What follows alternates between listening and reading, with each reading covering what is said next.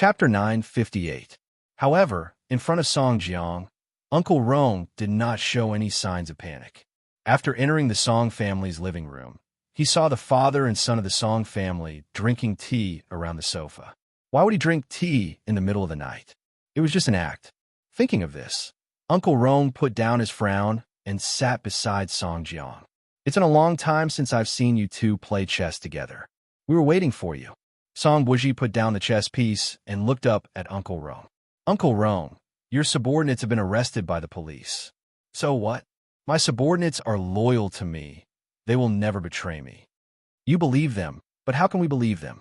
Right now, Yashang Group is in troubled times. You should go abroad to avoid trouble. Song Buji said to Uncle Rong mercilessly, if the police find out about our relationship again, then the Song family's hard work for more than 20 years will be over. When Uncle Rong heard this, he couldn't help but sneer. He stood up and slammed the table. You and your son are still as good as ever. Who did I come back from abroad for? I killed someone for you, father and son. Now that my people are inside, you want to kick me away for your own safety? How can there be such a good thing in this world? Old Feng, we're also thinking about the long term. Think about it. Now that Yashang Group is being suppressed by the Lu Corporation and Zhongting is interfering. Now that the police have caught your subordinate, if she can't take it and says everything, none of the three of us will be able to escape. If I go abroad, who can guarantee my safety? Plus, when I go abroad, you and your father will cut off our relationship. Then, won't I be the only one left to take the blame? Uncle Rome was no fool. He naturally would not do something that would harm his interests. I will never leave Jianchuan. Both of you, father and son, give up on this idea. When Song Buji saw Uncle Rong sit down again, he gave his father a look. The father and son had a tacit understanding. They could only appease him first. I know what you and your father are thinking, but we are in the same boat now. No one can stay out of this. We can only get through this together. Don't you want to deal with Shang Xiao? I have a way. We only have a chance to survive if we take him down. Therefore, from now on, the three of us must trust each other unconditionally. However, what Song Jiang was thinking about now was not how to take down Shang Xiao, but how to get rid of Uncle Rong. If the police found any clues, they would not be able to protect themselves, let alone Shang Xiao. I'll talk about my method first. See if there's any room for it to work. I know that Mu Chi has an aunt in Jianchuan. Right now, the only person around her that's easy to deal with is this aunt. You two, think carefully about whether you want to deal with me or Mu Chi's aunt first. I'll wait for your reply. After saying that, Uncle Rong stood up and returned to his room. Song Jiang sat on the sofa and took a deep breath. He regretted his radical actions. He had a good hand, but now he had messed it up. Actually, the situation isn't that bad. But Dad, you have to be prepared.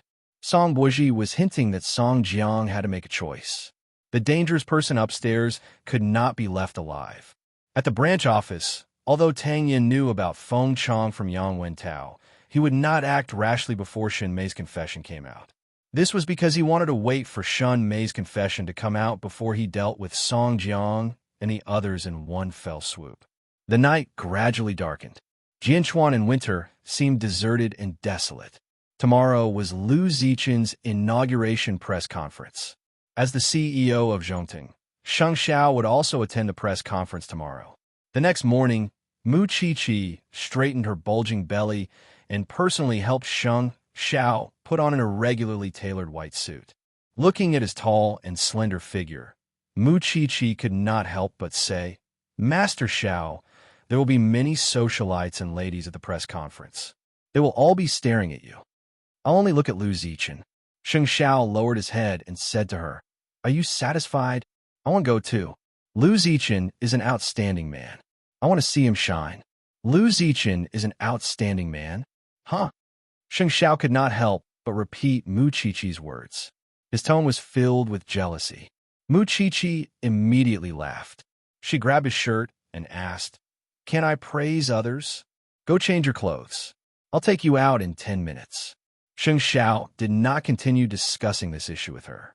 Instead, he wanted to bring her to the venue of the inauguration press conference. Mu Chi seized the opportunity and quickly went to the cloakroom. However, after changing her clothes, she frowned again. "I better not go. I haven't put on makeup for a few months. I don't look energetic when I'm barefaced like this." After Xing Xiao heard this, he entered the cloakroom and held her hand. "You're my woman. I'll just look at you. It's not up to others to admire you, and I won't allow them to judge you. Can we go now?" After getting pregnant, women would sometimes let their imaginations run wild because the other party was too outstanding. However, because of this man's protection, Mu Chi-Chi felt very at ease. The two of them walked downstairs hand in hand. They had already arranged to leave immediately, but Tang Yan's phone call delayed Xing Xiao. "Shen Mei has told us, so we're going to summon Feng Chong immediately. She didn't mention Song Jiang?" Xing Xiao frowned and asked Tang Yan. "Step by step. These people are very cunning. Sooner or later, we'll get rid of them," Tang Yan answered Xing Xiao calmly. "When we catch Feng Chong, his relationship with the Song family will gradually become clear. When that time comes, we won't have a chance to send the father and son to prison. Feng Chong won't be that easy to catch." This was not Shang Zhao's discouraging words, but the truth. Feng Chong had many years of experience in the underworld. What he knew best was to protect his life. It doesn't matter if he's easy to catch or not. The fact that the police have summoned him means that they've found him. I don't believe that he and the Song father and son will be together in the end. I'll attend the Lu Corporation's event first and wait for your news. Xing Xiao saw that Mu Chi-Chi was a little tired from standing downstairs, so he was about to hang up the phone. It would not be easy for Tang Yan to go to the Song family to capture them now. It might even anger Feng Chong. However, the path of the three of them was about to come to an end. He wanted to solve these three problems once and for all before the little thing gave birth. Mu Chi-Chi saw that Shang Xiao had been on the phone for so long and guessed that it might be Tang Yan. She asked, "What's the progress on Captain Tang's side? Let's go to the event first. I'll tell you on the way." Shang Xiao hugged her and protected her as she left the Banyan courtyard and got into his black Bentley. After hanging up, Tang Yan also began to take action. He did not know what method the 9th Division had used to make Shen Mei confess. It had only been one night, but Shen Mei had actually vomited out everything that she needed to. Chapter 959. Because Uncle Rong lived in the Song family, Tang Yan went straight to the Song family with the summons.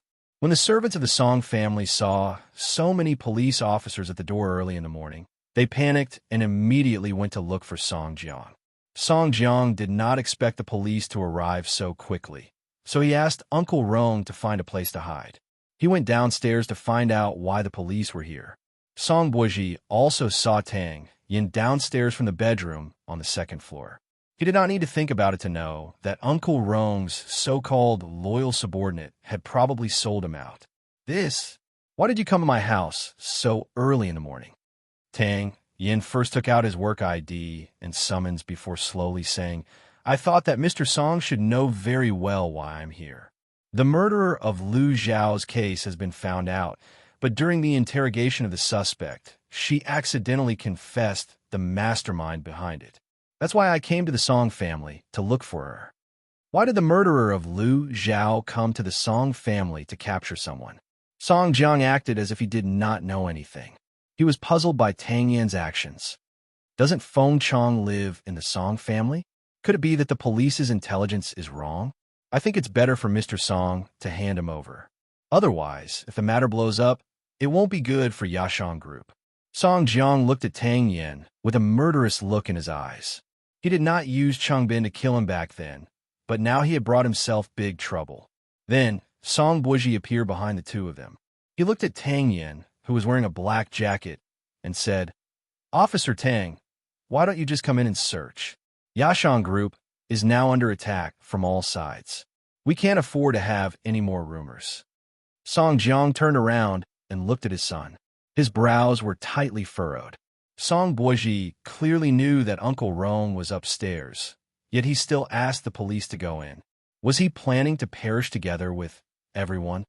Finally, there's still a reasonable person in Yashang Group. Then, we'll have to offend you. Go in and search carefully. Tang Yan led the team and personally went in to search. He had a premonition that Feng Chong, who had been a big shot for decades, would not be caught so easily. However, he still had to take the step because he wanted to tell everyone that the Lu Zhao case was related to the Song family. After a search, there was no one else in the villa other than the father and son. Captain Tang, Feng Chong, ran away. Old Cheng found Feng Chong's things in the Song family. Then he pointed at the Song father and son with his chin and said, "Do you want to bring them back for questioning? Since you are harboring a criminal, of course you have to bring him back for interrogation." Tang Yin said to the Song father and son, "I'm sorry, Mr. Song. I'll have to trouble you and your son to come with us. Lu Zhao's case has nothing to do with us, but the criminal is staying in your house. Does it matter? Come with us to make a statement first. The police are handling this case. Please cooperate," Tang Yin said to the two of them in a businesslike manner. Song Jiang's face was ashen, and even the veins on his neck were vaguely visible. However, he had no choice. "Let's go with Captain Tang. It's all for the sake of living. It's not easy." At this moment, Song Buji suppressed his father's anger. If he was really angry, he would fall into Tang Yan's trap. After all, it was easy for people to say and do wrong things when they lost control. "Okay, we'll go with you. But let me warn you, Captain Tang, Yashang Group is not to be trifled with." "Are you threatening me?" "The People's Police are the least afraid of threats." After saying that, Tang Yin said to Old Cheng, "Take them away." Yashang Group had a lawyer. Moreover, Shinmei's confession only mentioned Feng Chong, but it did not mention Yashang Group or the Song father and son. Tang Yin knew that it would not be of much use to bring the two of them back. However, he wanted to force Feng Chong to make a move. In addition, he wanted to tell the people of Jianchuan about the close relationship between Lu Zhao's case and the Song father and son. Today was the day Lu Zichen announced his inauguration. He also hoped that this big gift would allow those companies that supported local education and healthy development to have no worries. Then, the Song father and son got into the police car together. "What exactly are you planning?" Song Jiang asked his son with his back facing the police. "If you don't fulfill Captain Tang's wish today, he will think of other ways to deal with you." "Dad, don't forget that in order to stop his subordinates from continuing to investigate by Cindy's cases in J-City, you sent someone to bump into his subordinates. Coupled with Chang Bin's grudge, do you think he will let us off so easily? To be able to become the Shun family's godson-in-law and be brothers with Shang Xiao, do you think he's really someone to be trifled with? So what? When I get out, I'll definitely teach him what it means to respect the old and love the young." Song Jiang did not take a small criminal police officer like Tang Yin to heart. After all, there was a big shot behind him who knew how to protect him. However, he did not know that this was a trap. As long as the Deputy Chief Liang he mentioned really had the guts to protect him, then the higher-ups would be able to save a lot of effort in investigating. However, this Deputy Chief Liang was probably not that stupid. "Captain Tang, what do you plan to do with the father and son?" Old Cheng asked Tang Yin in the car. "What can I do? Follow the normal procedure. When the time is up, I still have to let them go," Tang Yin answered Old Cheng as he ate breakfast. As Tang Yin ate breakfast, he answered Old Cheng, "I'll avenge you in J-City, but not now. I know. I'm already very grateful that Captain Tang still remembers it." In fact, Chief Long of the 9th Division did indeed have an agreement with Tang Yin. He wanted to capture the father and son to see if anyone would step forward to protect them. They already had a lot of insider information about Cindy's case, but because it involved a big case, they would not really make a move unless they had conclusive evidence. Also, report Lu Zhao's case and issue a wanted order. At 10 o'clock in the morning, at the venue of the Lu Corporation's inauguration press conference, before the speech even started, the people in the education world received news that the father and son from Yashang Group had been invited to the police station for tea. It was related to Lu Zhao's case. Then, the police issued a wanted order. It turned out that there were 3 murderers who killed Lu Zhao, and the mastermind was Feng Chong. Wasn't it obvious that Yashang Group had created such a brutal murder case in order to suppress their opponent? At 10:15 in the morning, Su Che brought the latest news. Yashang Group's stock had begun to plummet. Sheng Xiao hugged Mu Chi-Chi and sat below the stage. He tilted his head. At times like this, we have to pay more attention to safety. When a dog is forced into a corner, it will jump over a wall. Chapter 960. Tang Yan's failure to catch Feng Chang was within his expectations. So, what would Feng Chang plan to do next? Feng Chang worked hard for the Song father and son, but in the end, he was wanted by the police. If it were him, he would not be willing to let it go. Moreover, Feng Chang was ruthless and merciless. If there was no news from Tang Yan for a day, then the people around him and the little thing would be in extreme danger. On the stage, Lu Zichen had already appeared in front of the public in his formal attire. However, what no one expected was that he was holding his son's hand. The exciting moment is here. Mu Qiqi grabbed Sheng Zhao's palm and was slightly sweating. She also hoped that in this world, good people would be rewarded. Under the spotlight, Lu Zichen faced his peers, the big shots of the industry and the media. First, he bowed sincerely. Then, he held the microphone and began to speak.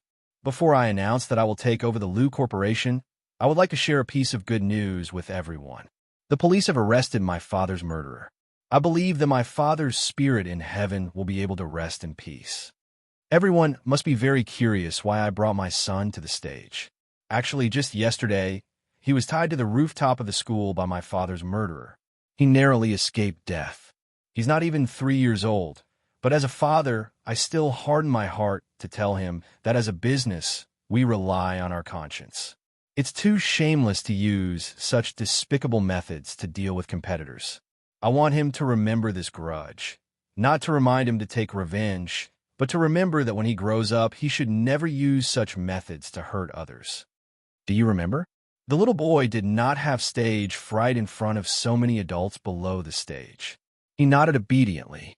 Dad, I'll remember. Seeing Lu Zichen like this, Mu Qiqi could not help but sigh. In the future, his child would definitely be very outstanding. Then, the little boy was picked up by his mother. At that moment, Lu Zichen looked at Sheng Xiao again. Before I start my inaugural speech, I want to thank someone, CEO Sheng of Zhongting. I know that before Lu Corporation, you have helped many companies in Jianchuan, including the former Lu Corporation and the Su Corporation. You have done many meaningful things, but I really didn't expect you to invest so much in the education industry. Thank you for your generosity. You allowed our Lu family to find a glimmer of hope when we were struggling at death's door. I'm really grateful to you. Sheng Xiao said nothing. Instead, he rose to his feet and bowed slightly in front of everyone. It was just a gesture, and because of Sheng Zhao's presence today, Lu Zichen's inaugural speech was appreciated and supported by many successful people. First, it was to educate Lu Zichen's character. Only such a person would have hope in the future. Secondly, it was because of Zhongting's support. The local education industry was half dead because of the impact of the Yashang Group. Now that everyone was working together, they would definitely drive those crooked enterprises out of Jianchuan. An upright person is pleasing to the eye. Hearing Mu Qiqi's sigh, Sheng Xiao tilted his head to look at her. It was because the Shen family's genes were strong that she had such a strong sense of right and wrong. Today, I officially announce that I have become the new chairman of the Lu Corporation. I hope that I can lead everyone to move forward fearlessly. With a warm applause, Lu Zichen's impassioned speech came to an end. Today was a good day, not only because of the rise of the Lu Corporation, but also because of the Song family's bad reputation. After the inaugural press conference, there was still a luncheon. However, Mu Qiqi was getting old. After standing for a long time, she wanted to lie down. When Sheng Xiao saw this, he couldn't help but hug her and say, "Let's go home. You're so happy today. It's fine." Mu Qiqi shook her head. When others saw Sheng Zhao's protective and meticulous appearance, they really couldn't imagine that this person was still the crown prince of Huang, Yao, who killed decisively and did things based on his mood. What kind of charm did this little bride have to make such a person become so mature for her? I'll help you sit by the side for a while. After I say goodbye to Lu Zichen, we'll leave. Okay. Mu Qiqi quickly nodded. Go ahead. I'll sit by myself. It was just a few steps, so Sheng Xiao didn't force her. He turned around and walked into the crowd. S3. Muchichi also sat down on a comfortable chair. At that moment, the hotel waiter walked to Muchichi's side with a note and said to her, "Miss Mu, someone asked me to give this to you." Muchichi looked at the piece of paper warily. After confirming that there were no other traps, she reached out and picked it up. Then, she saw a sentence written on it. "You will definitely pay the price." Muchichi frowned and suddenly looked around the hall. She had a hunch that the so-called Uncle Rong was probably nearby. Otherwise, he wouldn't know that Sheng Xiao wasn't by her side. Of course, she wouldn't chase after him foolishly. Wouldn't that be playing into the enemy's hands? A moment later, Sheng Xiao returned to her side. Seeing her strange expression, he frowned. "What's your expression?" Muchichi reached out and handed the note to him. "I think this Feng Chong is probably targeting me." Sheng Xiao tore the note and calmly helped Muchichi up. "Let's go home. There's nothing to worry about." She was the weakest link between Sheng Xiao and Tang Yen, not only because she was a woman, but also because she was a pregnant woman who was about to give birth in 2 months. In addition, she was the one who discovered Shun Mei's matter, so it was only natural that Feng Chong would look for her. "Don't worry. Leave everything to me." Muchichi shook her head. "I'm not worried. I just think that Feng Chong is very bold. He even dared to come to such a place. The police are looking for him everywhere. Whether he dares or not, no matter what he's doing, he won't be able to achieve his goal." Sheng Xiao held Muchichi's hand and led her out of the hotel venue. "When we get home, I'll ask Fifth Aunt to prepare some calming tea for you. Then, have a good rest. Don't think about anything else. Are you trying to coax me like a 3-year-old child?" Muchichi was a little helpless. "Don't worry. My mental fortitude is very good. He's the one who has to live like a street rat now, not me. He's the one who should be afraid, not me. I have so many people around me to protect me. What's he to me?" Sheng Xiao had almost forgotten that this thing had always taken an unusual path. Chapter 961. She needs to be fed. Sheng Xiao nodded and pulled the blanket back up for her. "Rest well at home. Xiao Xiao, take care of my aunt's safety for me." This was what Muchichi was most worried about. She was afraid that Feng Chong's so-called making her regret was to touch the person closest to her. "Got it."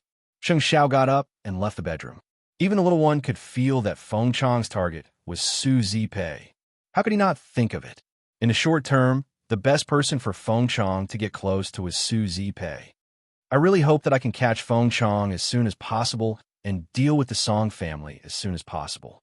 Muchichi lay on the bed and felt extremely powerless. Now that she was dragging her heavy body, she probably wouldn't be able to help at all. After returning to Zhongting, Sheng Xiao immediately called Tang Yen. "Is there any news of Feng Chong now? This person is good at disguising himself and knows anti-reconnaissance methods. He's a fierce bandit. I'm afraid it won't be easy to successfully arrest him. CEO Sheng, what do you think?" At the event venue today, the little one received a warning from Feng Chong. He should have been at the scene at the time. You can bring someone to the hotel to look for clues. He sees Xiao Qi as a target for revenge.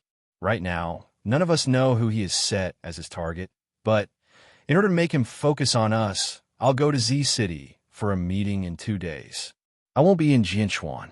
Feng Chong will definitely seize this opportunity. When the time comes, we'll invite him into the trap. Sheng Xiao explained his plan. This method is a little risky, but Feng Chong will definitely come. You want Xiao Qi to be the bait. Tang Yin could not help but frown. No, find a female bodyguard with good skills to pretend to be her. However, Feng Chong might go to another place because the security system in the Banyan courtyard is too good. You should also arrange for people to ensure their safety. Where? Chi Er's aunt's house, the small villa, Sheng Xiao said extremely calmly. At the very least, his target is me. However, Su Che is by my side, so you don't have to worry. Let me think about it first and assess the danger. After all, it's a gamble with your safety. You can't joke about it. I'll give you an answer tomorrow.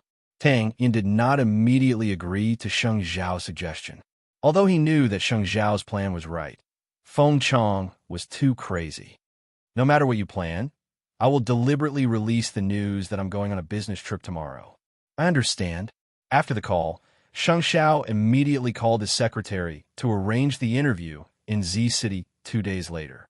It would be best if he could find an opportunity to make it public. Su Che, who was standing beside Sheng Xiao, thought that Sheng Xiao's plan was crazy too. If you really let Feng Chong know your whereabouts, then his target must be you. I understand Feng Chong's mentality very well. He has been in the underworld for so many years, and he has always been like this. Su Che stood beside Sheng Xiao with his hands behind his back. Do you want to reconsider? Cheer is about to give birth. I have to deal with Feng Chong before that. I deliberately revealed my whereabouts more thoroughly. You're playing with your life. Sheng Xiao smiled confidently. I believe in my brain, and I believe in your skills even more. Chapter 962. Are you afraid that you won't have the chance to get it back? Yin, I don't have any other requests. You just have to pay attention to your own safety. After all, you're already a father. You have to pay attention to the safety of the CEO because he's about to become a father too. Don't worry. Since he was going to do it, he had to make sure that nothing went wrong. Therefore, before the next morning, Tang Yin had already replied to Sheng Xiao. We can go according to your plan, but the song father and son will be released tomorrow morning. We have to think of a way to stall these two people. Then it's up to you. Sheng Xiao replied softly as he stood by the window in a black nightgown. I got it. Actually, it wasn't difficult. Since the song father and son were related to the suspect, the police could find an excuse to protect the surveillance 24 hours a day to prevent Feng Chong from contacting them. In addition, the Yashang group was already troubled by internal and external troubles. He believed that the song father and son would not be in the mood to do anything else, especially not to touch Sheng Xiao. But you have to settle down, Chi-Chi. You don't have to worry about that. After saying that, Sheng Xiao hung up the phone. When he turned around, he saw Mu Chi-Chi sitting on the bed and looking at him. Did I disturb you? Are you talking to Captain Tang on the phone again? Mu Chi-Chi asked in confusion. Hurry up and rest. Don't make a big deal out of it, because of me, okay? Sheng Xiao returned to the bed and reached out to hug Mu Chi-Chi. He saw that she had a pained expression. What's wrong? Leg cramps. Mu Chi-Chi blinked and said, It's very easy to have problems in the middle and late stages of pregnancy. Without saying anything, Sheng Xiao grabbed her leg and gently massaged it. Now you know how hard it is to be pregnant? Will you still give birth in the future? Of course, Mu Chi-Chi replied heartlessly. Mu Chi-Chi replied heartlessly. Think about how many brothers and sisters you have. We only have one child. When I came to play with you, the child was alone. You're so unreasonable. After Sheng Xiao finished massaging her calf, he said softly, In 2 days, I'm going to Z City for a meeting. I wanted to bring you with me, but you're already pregnant, so it's better for you to stay at home. After Mu Chi-Chi heard this, she immediately stopped smiling and asked seriously, How many days? I'll be back the next day. Then go. Be careful. Mu Chi-Chi was a sensitive person, and her mind would run wild. Who would believe that Sheng Xiao was really going on a business trip at such a critical moment? However, she would not stop him, because she knew Sheng Xiao. If she couldn't fight alongside him, she would be his shield so that he wouldn't have to worry about anything. Do you feel better now? Go to sleep. Okay, hug me tightly. In truth, both of them knew very well that Sheng Xiao knew that he could not hide from that thing, and he was certain that it would not stop him. In this world, the person who understood him the most was this thing, because in her heart, the Sheng Xiao she knew was never a coward. He would only do what he was confident in. At most, she would follow him through life and death. The next day, the father and son of the Song family, who had been locked up in the interrogation room for 24 hours, were released. As Xiaolong expected, the father and son immediately went to complain. However, Tang Yin did not care. He sent Old Chun and another policeman to follow the father and son. Chapter 963. This is entirely because CEO Song did not provide any effective information. We are also afraid that the suspect will come back and contact you. This is also to ensure your safety. Old Chung thought about Tang Yan's instructions and said to the Song father and son seriously, Call your Captain Tang over. Captain Tang still has to track down Feng Chang's whereabouts. I'm sorry, I'll send you home now. Get in the car here. Also, our colleagues will protect you closely to ensure that you're safe before Feng Chang is caught. Old Chung was not afraid of Song Buji's threat at all. Song Buji let go of Old Chung and couldn't help but laugh. You're good. Send the two of them home. These two people had almost caused him to lose his life. How could he let them feel comfortable so easily? He couldn't. The Song father and son had no choice but to get into the police car. However, both of them were filled with anger. When they got home and locked up in the living room, Song Jiang exploded. You've gone too far. It's useless for you to be angry now. The Lu Corporation has already risen. Just yesterday, when we were locked up in the police station, Lu Zichen had already given his inaugural speech. Now that Yashang Group is facing internal and external troubles and scandals, are you still thinking about revenge? Song Buji was much calmer. Since he was home, he should take a good shower and continue playing the game. It couldn't be that others were playing well, but the father and son who started the war would be eliminated, right? I'll contact your Uncle Rome. Are you going to make the mistake from 25 years ago again? Song Buji stopped him. Now that the police are looking for Uncle Rome, he won't let the police have an easy time. What role do you play in the middle? Let them solve it themselves. Isn't that the best outcome? Song Jiang seemed to have woken up from a dream as he looked at Song Buji. From his son's plan, he was going to completely get rid of Feng Chang. We're just in charge of reorganizing Yashang Group. Why bother with the police? Don't forget, your target is the Shun family. After hearing his son's words, Song Jiang almost thought that he had gone senile. But aren't you tired of being followed at home by this group of jinxes every day? Tang Yin wants to delay us. It's good that Uncle Rome can't contact us and avoid our responsibility. Isn't that perfect? Song Jiang calmed down and nodded in satisfaction. You're finally not going against me. Stay at home and watch the show. After saying this, Song Buji took off his coat and returned to his room. He hadn't showered for the whole night. As a germaphobe, he couldn't tolerate it at all. Song Jiang sat down on the chair. He suddenly felt that he was not as calm as his son during this period of time. Therefore, he planned to take advantage of the fact that the police were following him for the next 2 days to reflect on himself. On Tang Yan's side, he was still searching for Feng Chang in Jianchuan. However, this sly old man was too good at disguising himself. Therefore, there was no news of him ever since the arrest warrant was issued. Tang Yin agreed to Sheng Zhao's suggestion. He planned to ensure the safety of the Sheng family from 3 aspects. Whether it was Mu Qiqi, Su Zipei, or Sheng Xiao himself, Tang Yin would not give up on any of them. In the afternoon, Tang Yin personally went to Zhongting, and Sheng Xiao had just finished an important meeting. Sheng Zhao's secretary quickly called Mu Qiqi when she saw that. I need you to provide me with all of your itinerary and time points, and even who you're meeting with. I want to know everything clearly. Feng Chang can see through your arrangements. He'll only believe you if you send people to wait near the Banyan courtyard and the small villa. Our goal is to make Feng Chang think that we didn't expect him to come looking for me directly. Sheng Xiao did not intend to reveal his exact itinerary to Tang Yin. Sheng Xiao, Feng Chang is a ruthless bandit. Tang Yin was a little helpless as he tried to persuade Sheng Xiao. You want to use the greatest chance to make Feng Chang focus on you, right? From the beginning to the end, you didn't want Feng Chang to look for Xiao Qi and her aunt. You're so relaxed. How could Feng Chang not know that you're plotting against him? Even if you don't think about yourself, you have to think about Xiao Qi. I'm going to Z City. That's not your jurisdiction. It'll take time to mobilize police resources. Moreover, those police officers might not cooperate with you. They might alert the enemy, Sheng Xiao explained. Second, I have Su Che.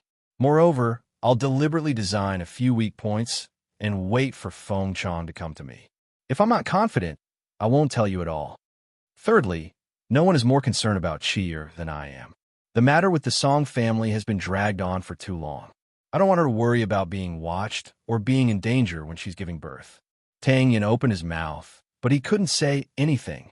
What if something happens to you? Have you thought about it? Hearing Tang Yin ask about what he was most worried about, Sheng Xiao leaned back and chuckled. I'm here to catch someone, not to die. But before Tang Yin could finish his sentence, the door of Sheng Zhao's office was pushed open. Mu Qiqi walked to the two men with her bulging belly and sat down beside Sheng Xiao. Captain Tang, just listen to Xiao Zhao's arrangements, Mu Qiqi said to Tang Yin. No one can change his decision. Don't I still have you? Sheng Xiao pinched her palm and said, but I won't stop you. At most, if you're injured, I'll take care of you for the rest of your life. If you die, I'll be buried with you. When Mu Qiqi said this, she was very casual. To her, it was as if it was only natural. Tang Yin got up from the sofa at the right time and silently left Sheng Zhao's office. He thought that there was no way to continue the conversation today. After Sheng Xiao heard Mu Qiqi's words, he held her shoulder and turned her to face him. Who taught you that? Those words. No one taught me. That's what I'm planning, Mu Qiqi said firmly. I knew that Captain Tang would come to look for you today, so I came over in the morning. I'm in your staff area. I believe in you, Master Xiao. Believe me? Why did you run over here? Are you afraid that I'm hiding something from you? Sheng Xiao pulled her into his arms. When I come back, I'll clean up the Song family and give you a baby as a gift. Okay. Mu Qiqi nodded with a smile. Since you're already here, accompany me to work. I'll take you out for dinner tonight. As Mu Qiqi answered, she started to move her hands on Sheng Xiao. She was already 8 months pregnant, but she wasn't being honest. Sheng Xiao's eyes darkened. He couldn't help but ask the little thing, do you want me to take a cold shower on such a cold day? Mu Qiqi pouted and immediately stopped moving. Chapter 964. At that moment, downstairs, the cleaner who was sweeping the floor by the roadside would look at Zhongting's door from time to time. In the morning, he saw Mu Qiqi enter. In the evening, he saw Mu Qiqi and Sheng Xiao come out of Zhongting's door. After coming out of the Lu Corporation's inauguration conference, Feng Chong tied up a cleaner and stripped him of his clothes. He dressed himself up so dirty and smelly that no one could get close to him. He cleaned the streets around Zhongting and also ate at the place where Zhongting's employees would eat. Although others would despise him when they saw him, no one would have thought that he was the criminal currently wanted by the police, Feng Chong. CEO Sheng is going to Z City for a meeting.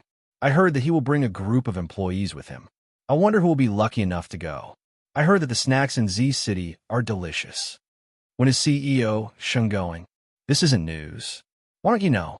The day after tomorrow morning. The employees of Zhongting were all talking about Sheng Zhao's business trip to Z City, but they did not expect that a cleaner beside them would overhear it. In fact, the employees of Zhongting were not so free. However, the higher-ups had requested that no matter where the employees ate, they had to spread the news.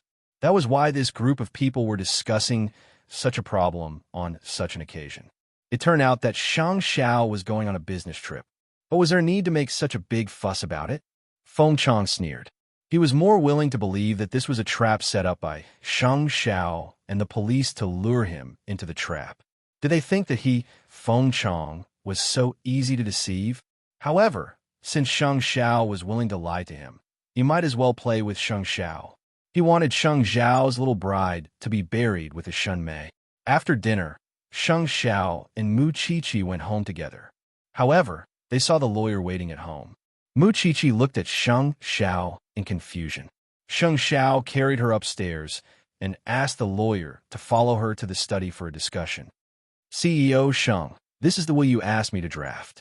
Other than the shares of Zhongting and Huang Yao, all the movable and immovable assets under your name will be inherited by Madam. The lawyer placed the will in front of Sheng Xiao. What are you doing? Mu Qiqi suddenly frowned and looked at Sheng Xiao unhappily. Birth, old age, sickness, and death are all very common. In fact, I've wanted to do this for a long time. I made my will long ago, but I haven't brought it to justice yet. I believe that Mom and Dad won't have any objections if I leave everything to you. You have no objections? But I do. After saying that, Mu Qiqi turned to look at the lawyer and said loudly, I want to make a will too. What do you have to leave for me? Sheng Xiao asked, amused. Why don't I have it? I have this in my stomach. Mu Qiqi pointed at her stomach. If you don't make a will, The child won't call me dad? Sheng Xiao stopped her from being willful. This is just a precaution. I could have done it behind your back, but now that I'm doing it in front of you, can't you just listen to me calmly? It was only then that Mu Chi calmed down. She looked at him with a look that said, let's see what else you can say. I made such a big move just to show Feng Chong. Tomorrow, the lawyer will go and notarize it. Feng Chong naturally thought that I went on a business trip with the determination to die. In order to make the scene realistic, I want to sign this will. Are you bluffing? Mu Chi obviously did not accept this reason. If you sign it, it'll count. Do you think I'm really stupid? If you want to sign it, sure. Write a supplementary statement. Well, this will automatically become invalid. Otherwise, I'll take your son and run away. You can do as you see fit.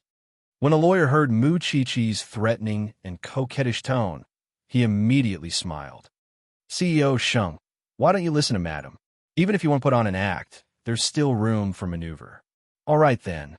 Sheng Xiao nodded and wrote another supplementary statement. He signed and stamped it. Are you satisfied now? Are you so sure that Feng Chong will really fall for it? Mu Chi was unhappy when she saw the word will. This man was only in his early 30s. He could still harm people for at least 50 years. Why was he acting like an old man? Master Xiao, let me tell you. I've already made my attitude clear. Whether you live or die, I'll follow you. When a child is born, he will have so many elders to dote on him. I'm not afraid that he will have no parents. Sheng Xiao looked up at the lawyer and told him to take the will and leave quickly. The lawyer understood. He quickly packed up the documents and disappeared from the banyan courtyard. Only then did Sheng Xiao carry her and place her on his lap. Don't say that we'll live and die together. I don't have any plans to die. You have to live to 100 years old for me. Wouldn't that make me an old monster? Mu Chi shook her head. Thinking of that scene, she felt a chill run down her spine. Also, what's the point of living so long? If you're here, I'll be here. If you're not, will I live to 100 years old and suffer? When the time comes, my children will despise me and send me to a nursing home. Let's see if your heart aches. Idiot! Sheng Xiao chuckled and sat on the chair with Mu Chi in his arms. He did not move for a long time. The feeling of having both his wife and child in his arms was very special. After a long time, he whispered in Mu Chi's ear in a low and seductive voice, when you're 22 years old, I'll immediately apply to recognize our marriage and change it to a new marriage certificate. Who cares? Mu Chi slid down from Sheng Xiao's body. Sheng Xiao watched as she entered the bathroom with her belly propped up. The smile on his lips became even more obvious. This thing had made up her mind to be with him no matter what. Therefore, he could not let anything happen to her.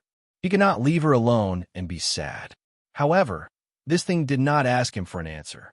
If she left first, what would he do? He would not choose to commit suicide because the experience with this thing was enough for him to slowly recall for the rest of his life. Only when people were alive could they have feelings. If they were dead, there would really be nothing left. He greedily wanted to live. He wanted to feel more of the little things he had with this thing. Mu Chi, who had entered the bathroom, leaned against the wall. She felt uncomfortable because she had never thought that Sheng Xiao would actually plan to make a will. The two of them had been together for so long. This was the first time she had deeply imagined what she would do if Sheng Xiao was no longer around. What she felt now was that she might be in so much pain that she would forget to breathe. It would be fine.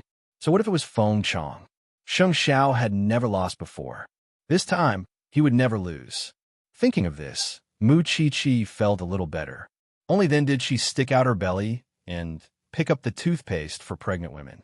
However, she also realized that her hands were actually trembling. Chapter 965. That night, Mu Chi lay in bed, but she could not fall asleep. Even if she fell asleep, her mouth would mumble something. No one knew what she was saying. Sheng Xiao woke up in the middle of the night and heard the little thing crying. He quickly turned on the wall lamp and shook Mu Chi awake. Mu Chi woke up with a start. There were still tears at the corners of her eyes. Did you have a nightmare? Sheng Xiao's voice was soft and hoarse. I'm fine. Mu Chi shook her head and reached out to wipe away the tears at the corners of her eyes. Maybe the child in my stomach kicked me. Sheng Xiao sat up and hugged Mu Chi-Chi in his arms. He rubbed her head and said, "Even if you want to find an excuse, find a decent one. Tell me the truth. What happened?" Mu Chi-Chi could not hold it in for a moment. Her voice was a little choked. "I dreamed that I was dissecting Lu Zhao. After the autopsy, I realized that the person lying on the autopsy table was you. Xiao Xiao, can you not go? I'm really scared. Can you not go?" After Sheng Xiao heard her words, he hugged her tighter and let her vent. "I'm guilty of making a pregnant woman cry. However, you're just generous with your words. Why didn't you stop me from the beginning? Do my words matter?" Mu Chi-Chi raised her head and asked with a sobbing tone. "I naturally can't listen to other people's words. I'm Sheng Xiao, but I naturally have to listen to you because you're Sheng Xiao's woman." Sheng Xiao hugged Mu Chi-Chi and patted her back gently. "Calling you an idiot isn't an insult at all. So you're not going?" "I'm not going," Sheng Xiao answered. Seeing Mu Chi-Chi's sad look just now, Sheng Xiao's heart ached. He could do anything, but he could not see the little things sad. "Then what about Feng Chong? Don't take it for granted." Sheng Xiao hid her hand under the blanket and covered it. Then he leaned over and kissed her forehead. "I'll send someone else. Feng Chong will think of another way." "Are you really not going? Don't tell me you're going to leave after I fall asleep." Sheng Xiao laughed when he heard that. "Are you that insecure? Why don't you try pregnant? I know Feng Chong is not easy to deal with, but I also believe in Captain Tang's ability. I think you should also try to believe in Captain Tang. You'll find Feng Chang's whereabouts. Do you believe that? All right, let's not talk about this anymore. Can we sleep now?" Sheng Xiao looked at the time. It was only 4 in the morning. Even if he wanted to inform Tang Yin that there was a change in the plan, he had to wait until tomorrow morning, right? "Do you mean what you say? When was it not?" Sheng Xiao asked in return. Mu Chi-Chi pouted and thought about it for a moment. In the end, she obediently laid down. Don't blame her for being willful. Pregnant women were very fragile in the first place. She wanted to be Xiao Xiao's support, but she really felt that he did not have to go. It was not a multiple-choice question. While the couple was lying down to rest, Tang Yin had already been on duty for an hour. That was because the bodies of the sanitation workers had been discovered and reported to the police. Some people even claimed that they had a clue about Feng Chong, who was the foreman of the sanitation workers. It was a cold day, and it was shrouded in thick fog. The visibility was less than 50 meters. Tang Yin and the other 2 criminal police officers saw the bodies in the sanitation workers' rented house and learned about the situation from the foreman. "Officer, the one who died is one of my workers. His name is Fan Linsheng. Usually, he's in charge of cleaning this area of Zhangping Road. But today, someone reported to me that Fan Linsheng wasn't at his post. The person cleaning Zhangping Road was a stranger. I quickly went to take a look and found that the person was actually a fugitive. Luckily, I was alert and didn't go up to call him. If I really angered those outlaws, I would have lost my life. In order to find a real Fan Linsheng, I rushed to his residence. When I kicked the door open, I found him soaked in a water tank. I was so scared that I immediately called the police. "Captain Tang, Zhongting is nearby," the assisting police officer said to Tang Yin. "That Feng Chong might be trying to find out more about CEO Sheng and waiting for an opportunity to make a move." "That makes sense. It's easy to deal with him if he appears. I'm just afraid that he won't show up." Tang Yin looked at another innocent person with a gloomy expression. Thinking of this, Tang Yin continued to turn around and asked the foreman, "After that, did you pay attention to the whereabouts of that wanted criminal?" "I saw him walking towards the north. I also have acquaintances in that area. If you want to ask around, I can help. That area is the slums, and the social relations in the surrounding area are complicated. However, I have 2 acquaintances who can speak to me in that area." Tang Yin looked at the cleaner's body and quickly said to one of his subordinates, "Call the forensic doctor to deal with it. I'll go." "Okay, Captain Tang. How many more people does this Feng Chong want to harm?" After Tang Yin said this, he ignored his fatigue and quickly led his men to follow the foreman to the slums. That area was indeed the most complicated area at the edge of Jianchuan. It was difficult to control the people there. Therefore, it was indeed a good choice for Feng Chang to hide here. Then, the foreman brought Tang Yin and the others into a billiard hall. Even in the early hours of the morning, there were still many young people playing here. Brother Chung, I want to ask you about something. The foreman walked up and said to the owner of the shop, "You have a lot of connections. Can you let the neighbors on the street pay attention to this person? He just killed one of my workers, and he's a wanted criminal." The foreman handed over the photo. The other party was a big guy. He was tall and had a cigarette in his mouth. At a glance, it was obvious that he was not to be trifled with. However, when he spoke, he was very loyal. "I hate those cowards who use their hands to vent their anger the most.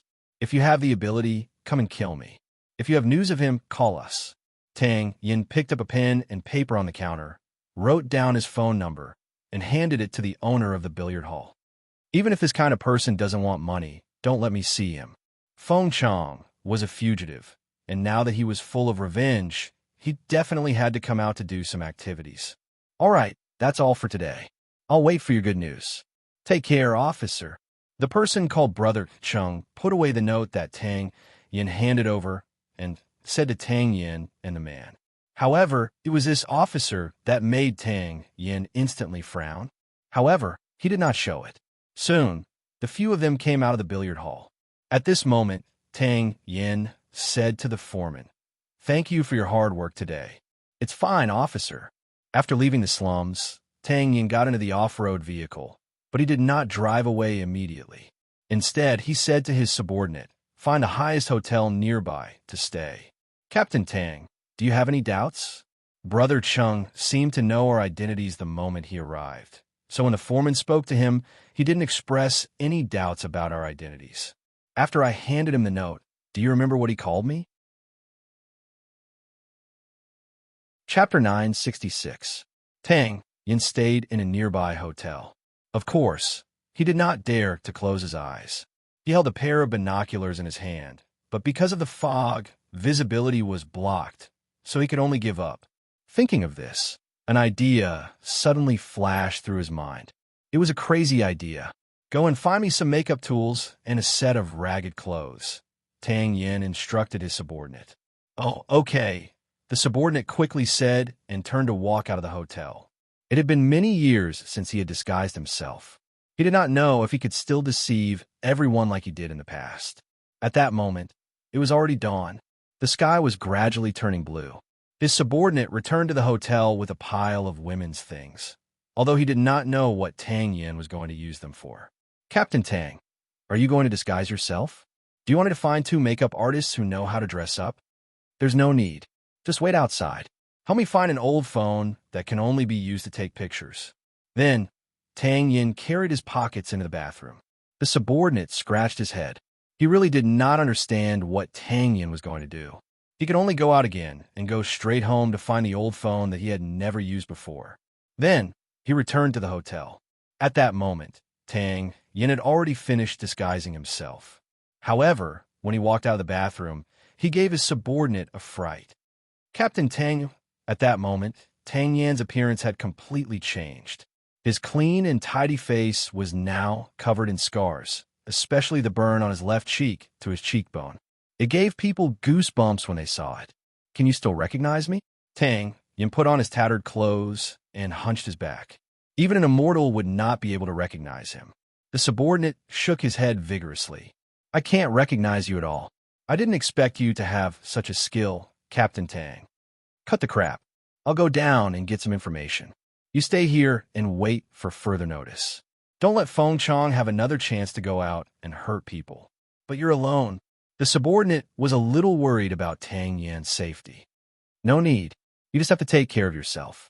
With that, Tang Yin took the old, tattered phone and walked out of the hotel room. This was his old profession. He knew better than anyone how to protect himself. Not far from the billiard hall, an old man carrying a bucket of rancid water rode on a small tricycle and left the alley. The police had already found the body of the sanitation worker. Last night, Tang Yin, that annoying criminal police officer, also came to the billiard hall. However, the police definitely did not know that the owner of this billiard hall, Cheng Zhizhong, was his former underling. So, You want to capture him just like that? Dream on. Sheng Xiao was going to Z City with great fanfare. Did he think that he would follow him?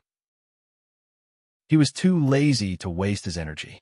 During the day, he would go out to gather information and buy some materials to make bombs.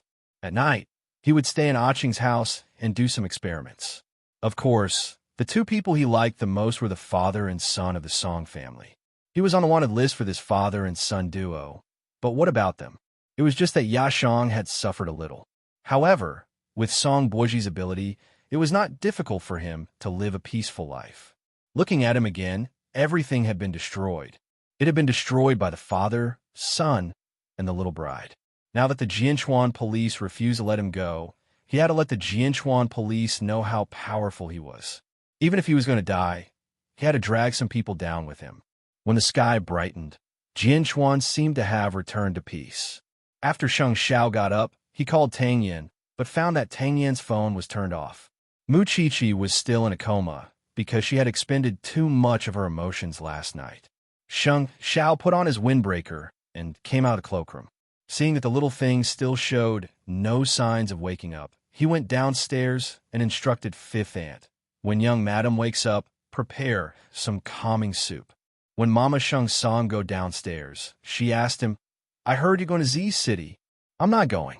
Your daughter-in-law won't allow it. Sheng Xiao directly dispelled Mama Sheng's thoughts. That Feng Chong is really a cruel fugitive. The police just reported that someone died because of Feng Chong, and it was a sanitation worker.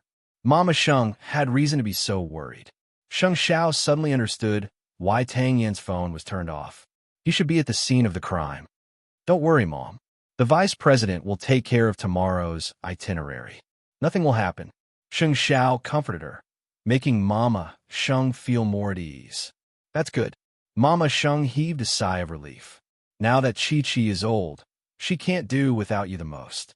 Take more time to accompany her at home. No matter how important work is, it's not as important as your child. Don't worry, okay. Sheng Xiao patted his mother on the shoulder and left the house after breakfast. Suche was already waiting at the door. When he saw Sheng Xiao, he immediately came up to him and said, I've already gone to find out about the sanitation workers. It was indeed Feng Chong who did it. Now, the police are urgently investigating the case. I also heard that Captain Tang, in order to confirm Feng Chong's whereabouts, he even sneaked into the slums. I think we can completely trust Captain Tang on this matter. Sheng Xiao had never doubted Tang Yan's ability. He just wanted Feng Chong to be brought to justice one day. I'll let the vice president handle the matter of going to Z City tomorrow. After saying this, Sheng Xiao opened the door and got into the car. Suche was stunned for a moment before he heaved a sigh of relief. It was not worth it for a person like Feng Chong. Then Madam should be the happiest. Was she happy? Sheng Xiao thought to himself, perhaps. She was so noisy in the first half of the night. After knowing that he wasn't going, she slept soundly and drooled for the second half of the night. Her emotions were so obvious on her face. She must be happy, right? Then, about the will, does it not need to be notarized? Suche asked as he drove. The will still needs to be notarized. However, it's changed to a gift, and there's no need to make a big deal out of it. I originally planned to give these things to the little one. In the future, I'll just be a worker and work for her. After Suche heard this, he clicked his tongue in his heart. It was obvious how much he doted on his wife. Then, we don't have to care about Feng Chong's case anymore, right?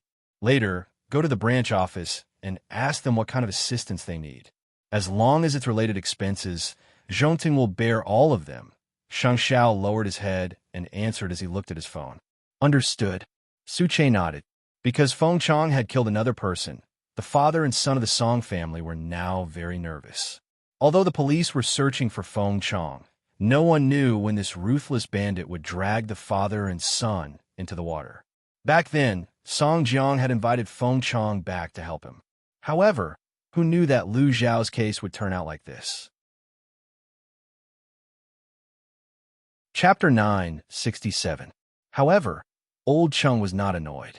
He only replied, Old Mr. Song, are you afraid to go out? What do you think? There's a murderer outside. Song Jiang pointed outside the door. Then why did you ask him to help you back then? Old Cheng crossed his arms and asked Song Jiang, "Are you regretting it now?" "Let me tell you, the police need evidence to speak." Old Cheng shrugged, indicating that he had already shut up. Song Jiang was so angry that his face turned red, but he could not do anything to the police.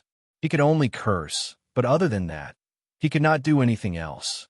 Old Cheng did not want to waste time in the Song family. He wanted to follow the team and follow up on Feng Chang's case. However, his wish was soon fulfilled because Sheng Xiao canceled his trip to Z City. In other words, he did not need to delay the Song father and son any longer. Since that was the case, what was there to protect? Upon receiving the notice to retreat, Old Cheng immediately revealed an excited expression. "Old Song, I know you don't want to see me. As you wish, my colleagues and I will immediately evacuate the Song family. Please forgive us for disturbing you for the past day and night." Hearing Old Cheng say that they were going to evacuate, Song Jiang was suddenly stunned. When the police were still here, although he was annoyed, at least he was safe. Now that the police were suddenly going to evacuate, if Feng Chang came back, who would be responsible for his and Song Buoji's safety? "No, shouldn't the police give me an explanation? Why did you come and leave just like that? We want to gather all the police forces to arrest Feng Chang. If you have any news of Feng Chang, you can call the police immediately." Old Cheng put his hands on his waist and laughed. Then, he led all the police officers and evacuated from the Song family. Song Jiang was a little angry. "Are you playing with me?" Song Buoji came out of the room and looked at his troublesome father. He was a little disappointed. "You used to be quite good at pretending. You faced everything with a smile. What happened now?" Feng Chang killed again. Song Jiang sat on the chair and slammed the table. "I'm most afraid that he doesn't want to live and will drag us down with him. There's still bodyguard around. Now, you can only pray that the police solve the case as soon as possible." Song Buoji leaned on the table and sneered. "If I had known that he was such a scourge, I wouldn't have suggested that you recruit him." While the father and son were talking in the living room, the family's helper suddenly rushed in and said, "Master, young master, the water pipe in the house burst. We've already gotten workers to deal with it. However, the leakage is quite serious. I hope you can go upstairs to avoid it." After Song Jiang heard this, he kicked his chair. "You can catch up with everything. You should ask Deputy Liang to protect you now." Song Buoji looked at his father with a smile, his teasing tone growing stronger. But there was nothing they could do. The water pipe had burst, and the sound of running water could be heard from the kitchen. The father and son could only hang their heads and go to the second floor. The servant immediately called for a worker to repair the water pipe. The worker was wearing a mask and a hat and carrying a toolbox. After entering the Song family's villa, he didn't need to ask for directions at all and directly found the Song family's kitchen. "You're finally here. Hurry up and fix it. The house is flooded and the main switch is broken." "Okay, please go out first." The man put down the toolbox and said to the servant, "Hurry up, the two male masters are angry upstairs." With that, the servant left the kitchen and the plumber immediately took out a few things from the box. While he was repairing the water pipe, he also placed a package wrapped in black cloth in the cupboard. If it was ignited, the Song family would instantly turn into ruins, and the two scumbags upstairs would also be smashed into pieces. At 9 o'clock in the morning, Muqiqi finally woke up after a good night's sleep. She got up and saw that Sheng Xiao was not by her side, so she quickly went downstairs. Xiaoqi walked slowly. Mama Sheng saw her anxious expression and knew what she was looking for. She smiled helplessly. "Eighth brother has gone enchanting. He won't go to Z City. Don't worry." After Muqiqi heard this, she heaved a sigh of relief. "I had a nightmare last night, so I was scared. I've already educated eighth brother in the morning. Now that you're about to give birth, I asked him to spend more time at home with you." Mama Sheng helped Muqiqi sit down at the dining table.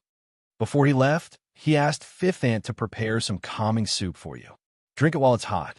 Muqiqi nodded. However, after breakfast, Feng Shanshan carried her son and went to the banyan courtyard. "Why are you here?" Muqiqi walked around the living room with her belly propped up. "Tang, Yin went out in the middle of the night and hasn't come back yet. I couldn't sit still at home, so I brought the child over to see you," Feng Shanshan explained as she shook her son. What happened now? Mu Qiqi's expression changed at once. Another sanitation worker died, Feng Shanshan said. It was done by Feng Chong. A passerby provided clues, so Tang Yin is still at the scene. After hearing this, Mu Qiqi did not know what to feel. On one hand, she was glad that she had stopped Sheng Xiao in time. On the other hand, she was filled with guilt for those innocent lives. You're still pregnant. Don't think about anything else. Mu Qiqi did not speak for a long time. She only looked up at Feng Shanshan and asked, I'm quite selfish, right? I didn't let Xiao Xiao take the risk, but I could only watch as Captain Tang searched for Feng Chong everywhere and was in danger at any time. Feng Chong's target is me, not those innocent people. Although I don't know why he made me his #1 target. He just hates me. That's undeniable. Shanshan, do you blame me? You're a pregnant woman. What can you do? Moreover, Tang Yin makes a living. He's a police officer, and investigating cases is his mission and responsibility. Not to mention the danger this time. Every time he carries out a mission, he comes back injured. But this is his choice. Feng Shanshan chuckled and said, I don't blame you, nor do I blame him. I just feel that it's hard to bear. Mu Qiqi knew how worried she was about Sheng Xiao. Feng Shanshan was very worried about Tang Yin. It's precisely because it's hard to bear that I carried my son up here for a walk. After hearing this, Mu Qiqi felt even more guilty because she felt that she should be the one to bear all of this. Don't think so much. The child in your womb is important. Shanshan, believe me, if possible, I will help Captain Tang solve the case at all costs, but I really don't have the strength to do so now. Chapter 968. You two children are just too affectionate. Mama, Sheng, could not continue to avoid them. She walked out of the room and sat beside Mu Qiqi. But think about it. Do they really need you to worry about them like this? Yes, the enemy is indeed ferocious. The outlaws are scary and intimidating, but you have to believe that they are not fighting alone. There's so many people waiting to catch the criminal. Why can't you have a little trust in each other? If you're too concerned about gains and losses, it will be easy for you to get hurt. Although I know that one of you has just given birth and the other is about to give birth, if you want them to be free of distractions, then listen to Mommy and let the men do what they want. They have their own world to live in. Don't restrain yourselves just because of your emotions. Mommy is also worried about 8th brother, but there are some things that he needs to do. I also know that Shanshan has no other relatives in her family, but I also believe that you support Tang Yin from the bottom of your heart, don't you? Don't be afraid, okay? To you, they're unique, but to us, they're just as important. Mama Sheng's words made the two women's eyes turn red. You have to know that you're already mothers. You're no longer the little girls who need to be coaxed and lied to. You have to shoulder the responsibility that belongs to you. Mommy, Mu Qiqi leaned into Mama Sheng's arms. I'm too selfish. Come, you come too. Mama Sheng reached out to Mu Qiqi and Feng Shanshan and hugged them like a normal mother. Be strong, okay? I have always believed in those two boys. Why don't you believe in your own eyes? Perhaps it was because they were not old enough and experienced enough. The two little women in Mama Sheng's arms were very sad, especially when their men were facing danger. They always thought that they did not want them to be in danger. They believed in them. At this moment, it was not easy to do so, because there was only one person. If he was gone, he would be gone forever. Just as Mama Sheng said, the more worried they were, the more they would worry about gains and losses. Do you feel better? The two of them poked their heads out of Mama Sheng's arms and nodded at the same time. Since that's the case, let men do what they want to do. As long as they love you, let them bear their own responsibilities. Thinking of this, Feng Shanshan felt much more enlightened. A few years ago, when Tang Yin was undercover, he had been facing desperados. He was not afraid then, and he would not be afraid now. She was the one who had dug her own grave and caused Qiqi to suffer as well. You too. 8th brother isn't at the front line. Why are you so worried? How could he be scared so easily? I don't want Xing Xiao to go to Z City because I don't think it's necessary. If there's a need, I won't stop him, although I'm a mother. Mama Sheng pinched Mu Chi-Chi's nose. Silly girl.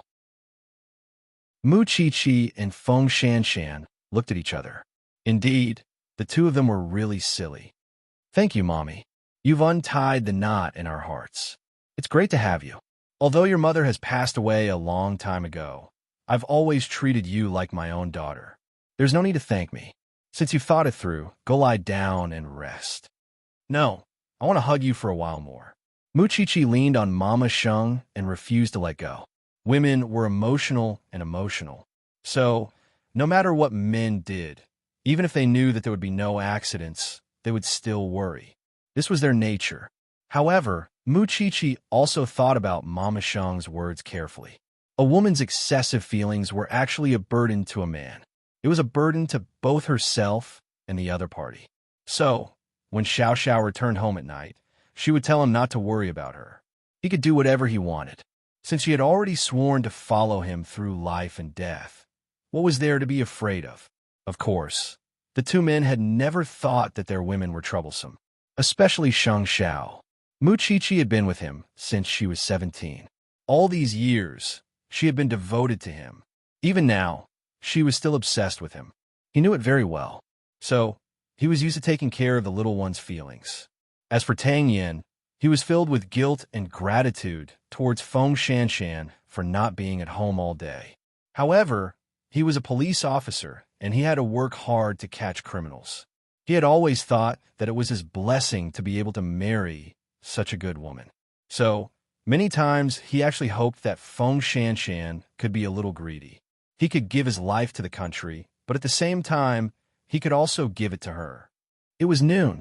A homeless man was probably extremely hungry, so he found a bowl of instant noodles that no one wanted in the garbage and squatted on the street, wolfing it down.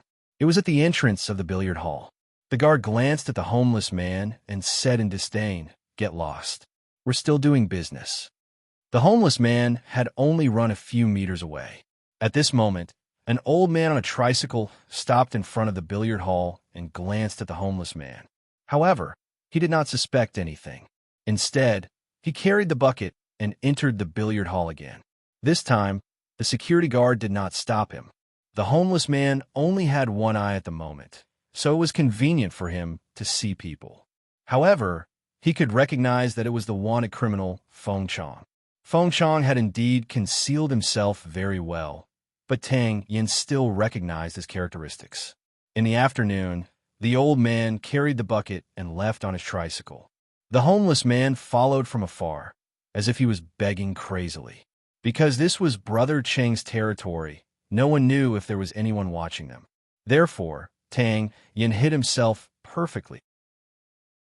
On a tall building not far away, Old Chung was using binoculars to check the situation downstairs. Which one is Captain Tang in disguise? He looked at the faces of normal people and did not find anyone who looked like Captain Tang. At this moment, the young policeman laughed. "It's that homeless man." Old Ching took a closer look and immediately felt a little nauseous. Captain Tang is too reckless. Even if Junior Sister Shan came, she wouldn't be able to recognize him, much less me. When Captain Tang first came out, I was also shocked. "Are you sure that Feng Chong is in that billiard hall?" Old Chung continued to ask. "Yes. Then why didn't you apply for an operation?" Old Chung did not understand. If he had known earlier, he would not have protected the Song father and son and missed so many details of the case. Captain Tang said that we have to wait for further confirmation. Moreover, this place is Feng Chong's territory.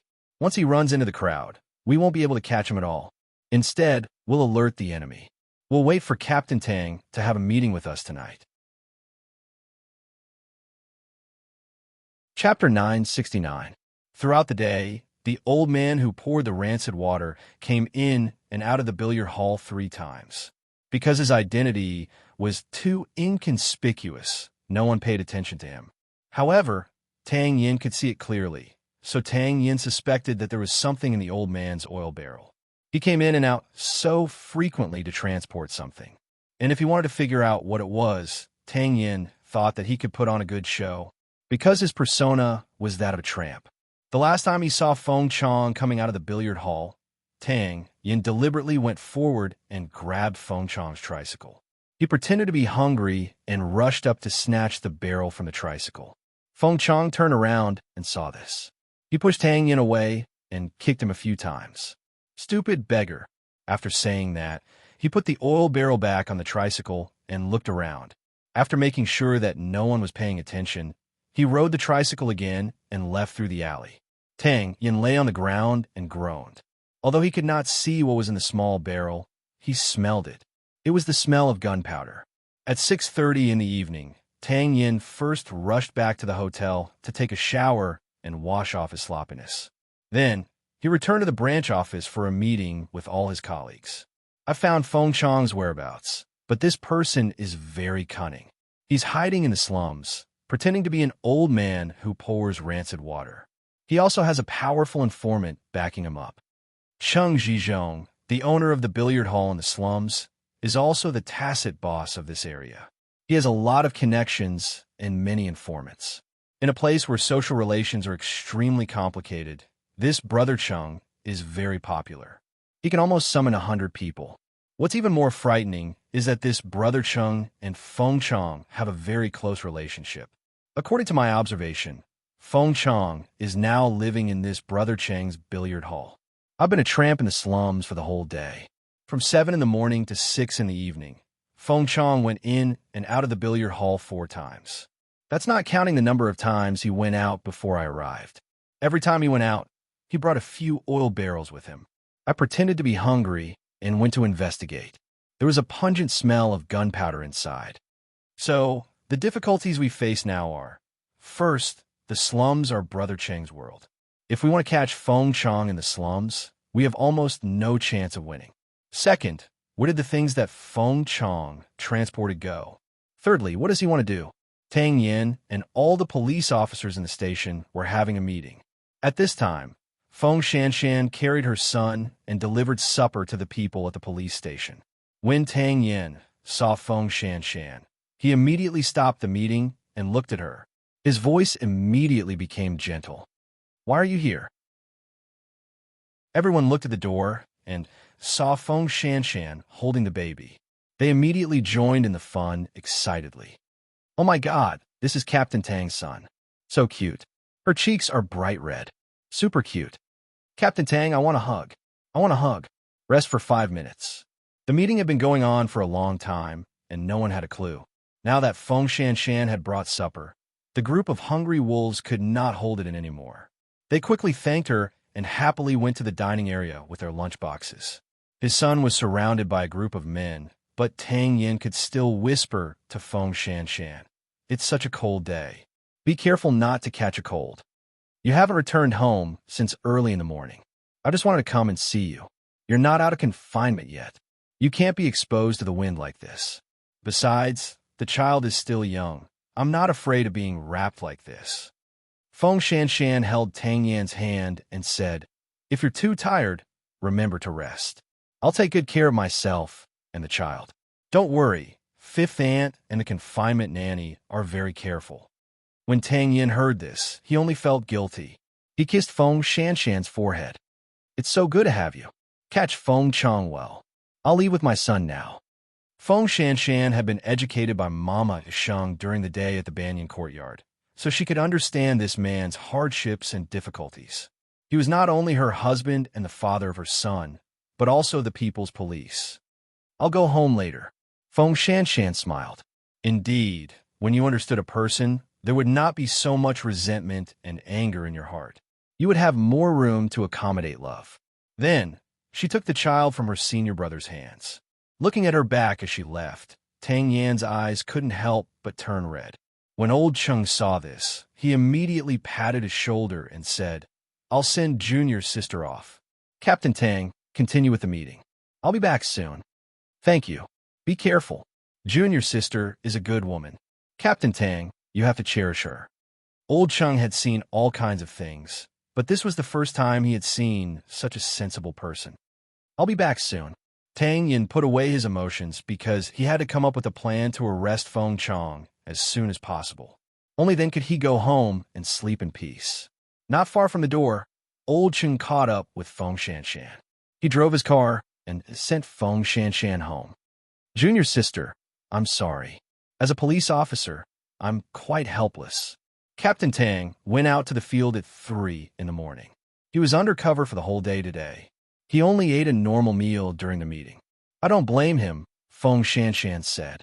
She knew that as long as Tang Yin was at home, he would be a dedicated husband. In the middle of the night, when her son was hungry and crying, as long as he heard it, he would definitely be the one to get up. After this case is over, I hope the higher-ups can give Captain Tang a good vacation. As long as Tang Yin could rest normally, Feng Shanshan would be satisfied. She did not necessarily need a vacation. However, on the way back, Mu Chi-Chi called from the banyan courtyard. Her tone was very urgent. Feng Shanshan, is that you? Of course it's me. Who else could it be? On the other end of the phone, Mu Chi-Chi suddenly heaved a sigh of relief. I thought you were killed in the explosion. Aren't you at home? What happened? Your house exploded. Now, the firefighters are here. Where are you? Feng Shanshan thought of the explosion that Mu Chi-Chi mentioned and immediately felt a chill run down her spine. If she hadn't brought her son out to see Tang Yin, perhaps by now, I'm on my way back. I brought my child to the police station to deliver supper. Come back quickly and call Captain Tang. After saying that, Mu Chi-Chi hung up. Feng Shanshan put down her phone and quickly looked at old Chung. Senior Brother Chung, I might have to turn around and go back to the police station. Something happened at my house. When old Chung heard that, his brows furrowed, but he reacted quickly and immediately turned around. Feng Chong had actually sent a copy of the gunpowder that Tang Yin had found during the day to Tang Yan's house. A moment later, Tang Yin saw old Chung, and old Chung turned around and frowned. Chi-Chi called just now and said that there was an explosion at home. Chapter 970. There was no need to think about it. This was Feng Chong's revenge, or rather, a warning. After Tang Yin heard that, he hugged Feng Shanshan and his son tightly. Fortunately, you came to deliver supper. Fortunately, it's all thanks to Aunt Sheng's guidance this morning. I didn't believe that Xiao Qi was my benefactor before, but now I do.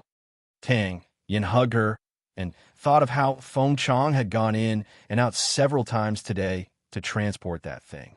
Therefore, it was definitely not only his family that had been given explosives. No one had thought that this bandit would be so cruel. Old Chung, take the photo to the traffic control department immediately and get the surveillance footage of Feng Chong's activities. I was afraid of alerting the enemy during the day, so I couldn't follow him. Call me as soon as you have any news. The rest of you, follow me to the police station. However, the location of this field trip was a little special. It was his own home. He had promised to go home and rest at night, but he didn't expect it to be in such a way. Also, the Song family might have been sent this thing. 2 of you go and confirm it. No one could predict how crazy Feng Chong was. Your speed would never be able to keep up with his movements. At 9 o'clock at night, the servants of the Song family were boiling water in the kitchen. After someone came to clean the pipes during the day, she kept feeling that there was a strange smell in the kitchen, but after searching around, she didn't find anything suspicious. Auntie, the water I asked for isn't ready yet? Song Boji, who was wearing his home clothes, walked downstairs with his hands in his pockets. When the servant saw it, she immediately smiled and said, "Young master, it's done."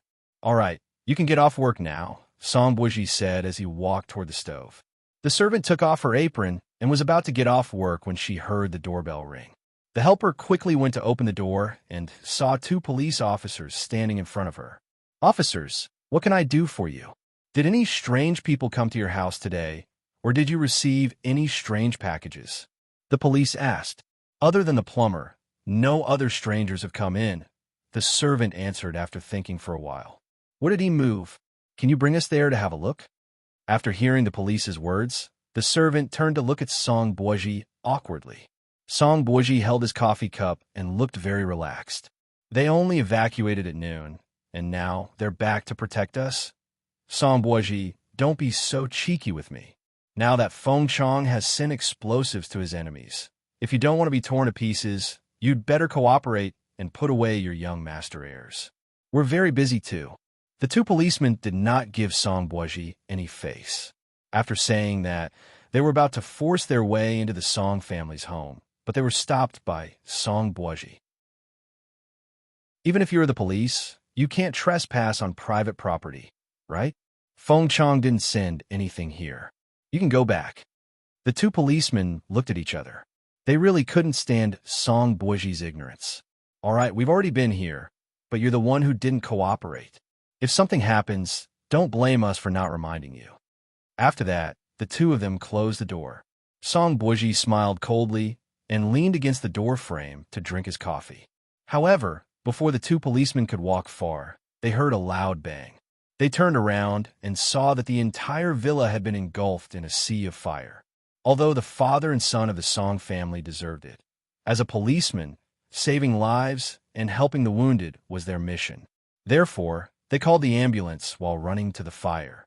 8:00 in the evening. Tang Yin brought the group of people to his home. However, the small villa that was originally in good condition had now turned into ruins. The fire brigade had already extinguished the fire, so the police were going to start an investigation immediately. Taking this opportunity, Tang Yin sent Feng Shanshan to the banyan courtyard. When Mu Qiqi saw Feng Shanshan's face, her eyes turned red. Do you know how scared I was when I heard the loud noise? I had a premonition that something had happened down there. I brought the child to the branch office to deliver supper to Tang Yin. Feng Shanshan reached out and hugged Mu Qiqi. To be precise, it was Auntie's words that enlightened me and saved us. Feng Shanshan turned her gaze to Mama Sheng. This is your own blessing, Mama Sheng replied as she hugged the child. I might have to trouble Annie to take in my wife and child tonight. It's a mess outside now. I have to go out and clean up the mess first. It's no trouble at all. Just stay.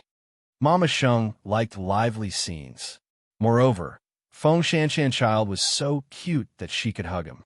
Where's CEO Sheng? Hasn't he gone home yet? Tang Yin asked Mu Qiqi before leaving. Since Feng Chong was his enemy, Sheng Xiao should also be one of his targets.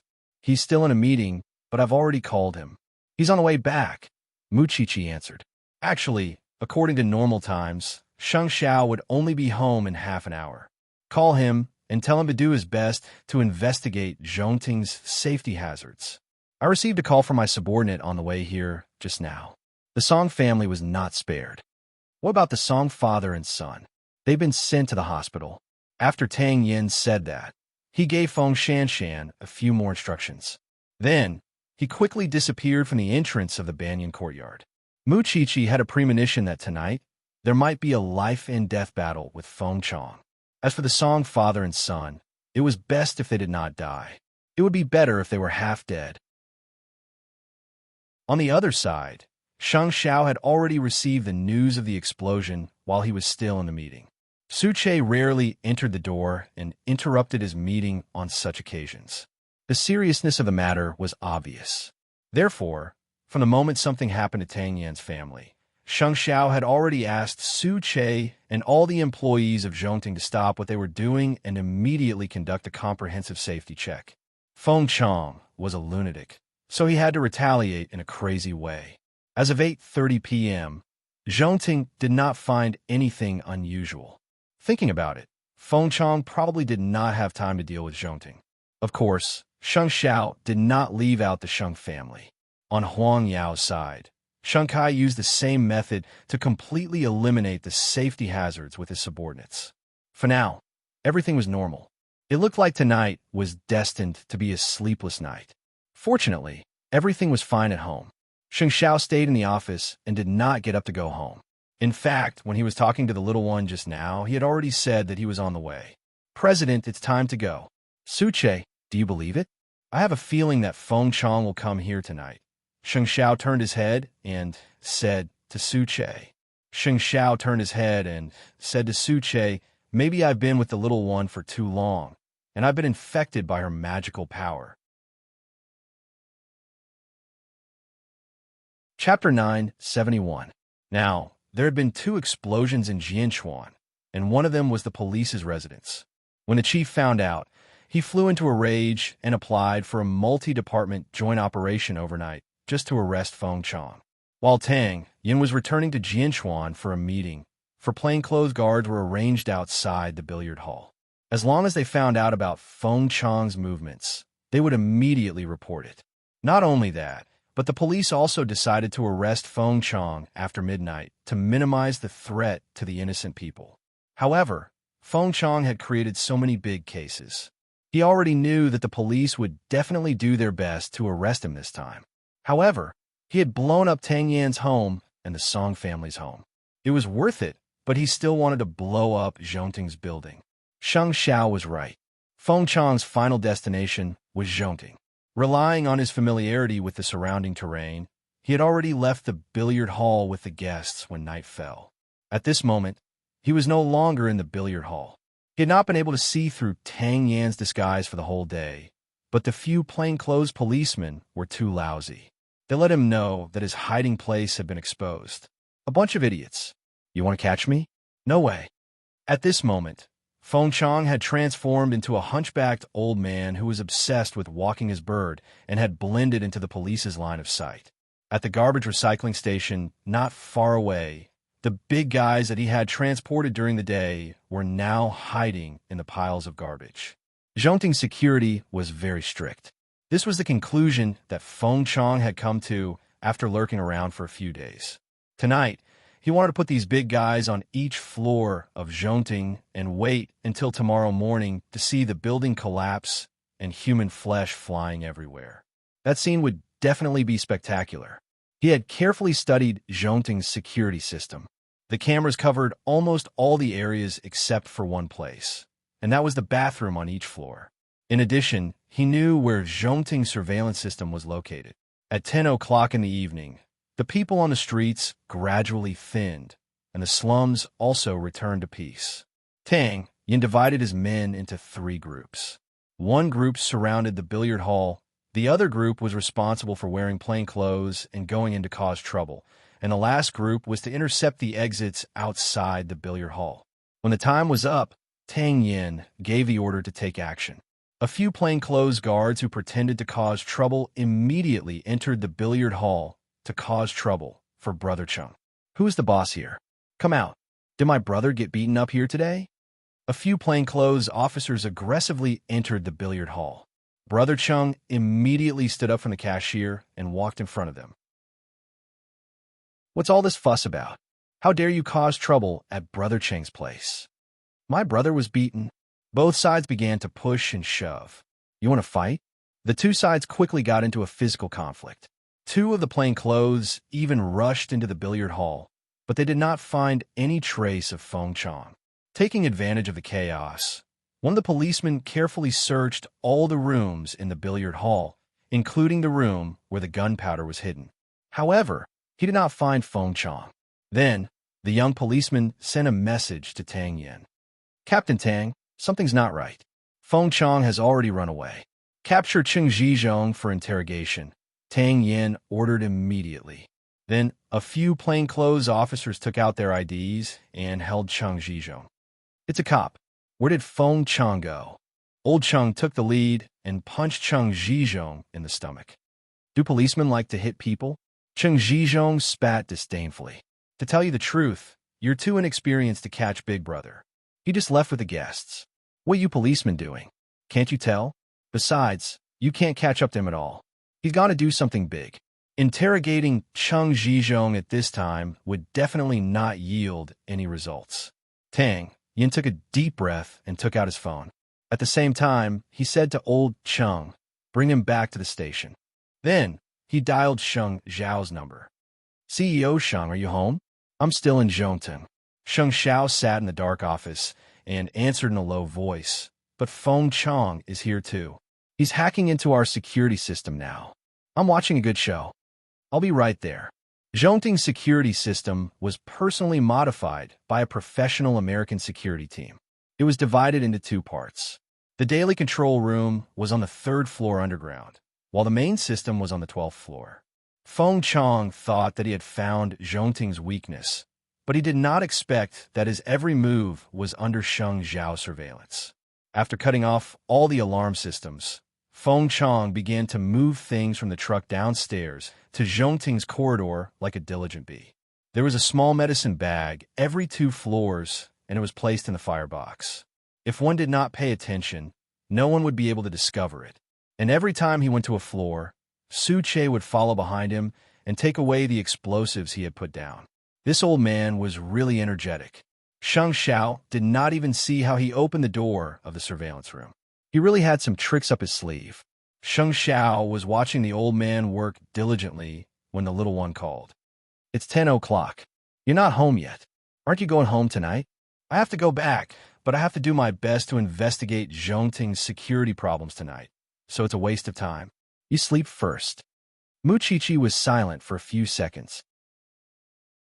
She seemed to sigh and said again, "I know you're lying to me. Zhongting's employees have already gotten off work." Sheng Xiao facepalmed. He had almost forgotten that the traitor, the secretary, was in the office. Actually, you don't have to lie to me.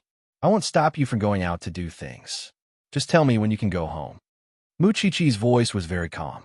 "Although I don't know what kind of situation you're in at Zhongting, I hope you can tell me the truth no matter what. 2 hours. Look at the time. Oh, I definitely go home." With that, Sheng Xiao hung up. Feng Chong suddenly raised his head and seemed to have noticed the surveillance cameras that were still working. He seemed to have understood something. He did not go to the next floor, but quickly entered the office area. Su Che quickly followed, but Feng Chong, who was hiding behind the door, discovered him. The two of them were in the dark, but they started fighting. Feng Chong was no match for Su Che, but he was extremely cunning. Knowing that he could not win, he immediately hid under the desk. Tang Yin also rushed to Zhongting and called Sheng Xiao again. The entire building was pitch black. Where was Sheng Xiao now? "Captain Tang, you're here too. The surveillance room on the 12th floor. The password is 1224. After you enter, restart the security system and you'll be able to see where Feng Chong is." "How are you now?" "I'm at the top floor. Su Che is chasing after Feng Chong. Tell Su Che to be careful. Feng Chong might be carrying a homemade weapon." With that, Tang Yin hung up the phone, pulled out his gun, and entered the building. Chapter 972. Su Che chased after Feng Chong, but Feng Chong was too cunning. He used all his previous experience in the underworld, causing Su Che to suffer a lot. Su Che decided to use a little trick. He pretended not to be able to find Feng Chong and turned to walk toward the corridor. He pretended to be upstairs, but in fact, he was hiding at the corner of the stairs. However, he did not expect Tang Yin to restart the security system, and the entire building of Zhongting was lit up. Su Che looked forward and saw that Feng Chong was already holding a gun. He was one step ahead of him and aimed it at his head. "Kid, let's see if your hand or my gun is faster. Take me to Sheng Xiao." Su Che raised his hand and was about to walk down the stairs, but Feng Chong gestured for him not to move. "Just take the stairs." Feng Chong was extremely cautious. He knew that if he took the elevator, he might be set up, so he asked Su Che to take the stairs. "Behave yourself. Don't turn around. Otherwise, I'll shoot you in the head." Su Che looked at Feng Chong from the corner of his eyes. At the moment, he had no choice but to walk step by step toward the top floor. Sheng Xiao had already seen the scene of Feng Chong pointing a gun at Su Che from the surveillance cameras. At that moment, Tang Yin had already arrived at his office. Tang Yin put away his gun and walked to Sheng Xiao's side. "Su Che has been kidnapped. Feng Chong should be coming up to the top floor to see me. I'll go from behind and stop him," Tang Yin said as he looked at the surveillance cameras. He paid attention to the number of floors and said to Sheng Xiao, "Let's keep talking. Feng Chong is very wary. When you go downstairs or block him, there will definitely be footsteps. I'll go down with you and confuse him. There are 8 elevators in Zhongting. I'll press the button to stop on each floor and disturb Feng Chong. You act according to the situation." "Okay." Tang Yin saw Sheng Xiao follow him out of the office, and the two of them split up. At that moment, Su Che and Feng Chong were still 12 floors away from the top floor. With their speed, Tang Yin went down to the 8th floor and waited at the entrance of the corridor. However, perhaps because he sensed that there would be a lot of danger after going up, Feng Chong suddenly changed his mind and asked Suche, "Did you bring your phone?" "Yes," Suche answered calmly. "Take it out and call your big CEO. Tell him where we are and ask him to come down and pick you up. We'll wait for him here." Feng Chong leaned against the wall and did not move.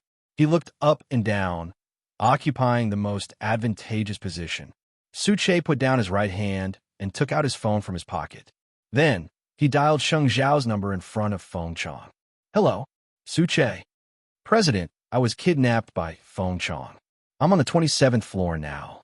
Feng Chong wants to see you," Suche said calmly to Sheng Zhao on the other end of the phone. "I'll be right there." With that, Sheng Zhao hung up. "Are you satisfied now?" Suche hung up the phone and put it back in his pocket. "What do you want?" "Settle the score with Shun Mei.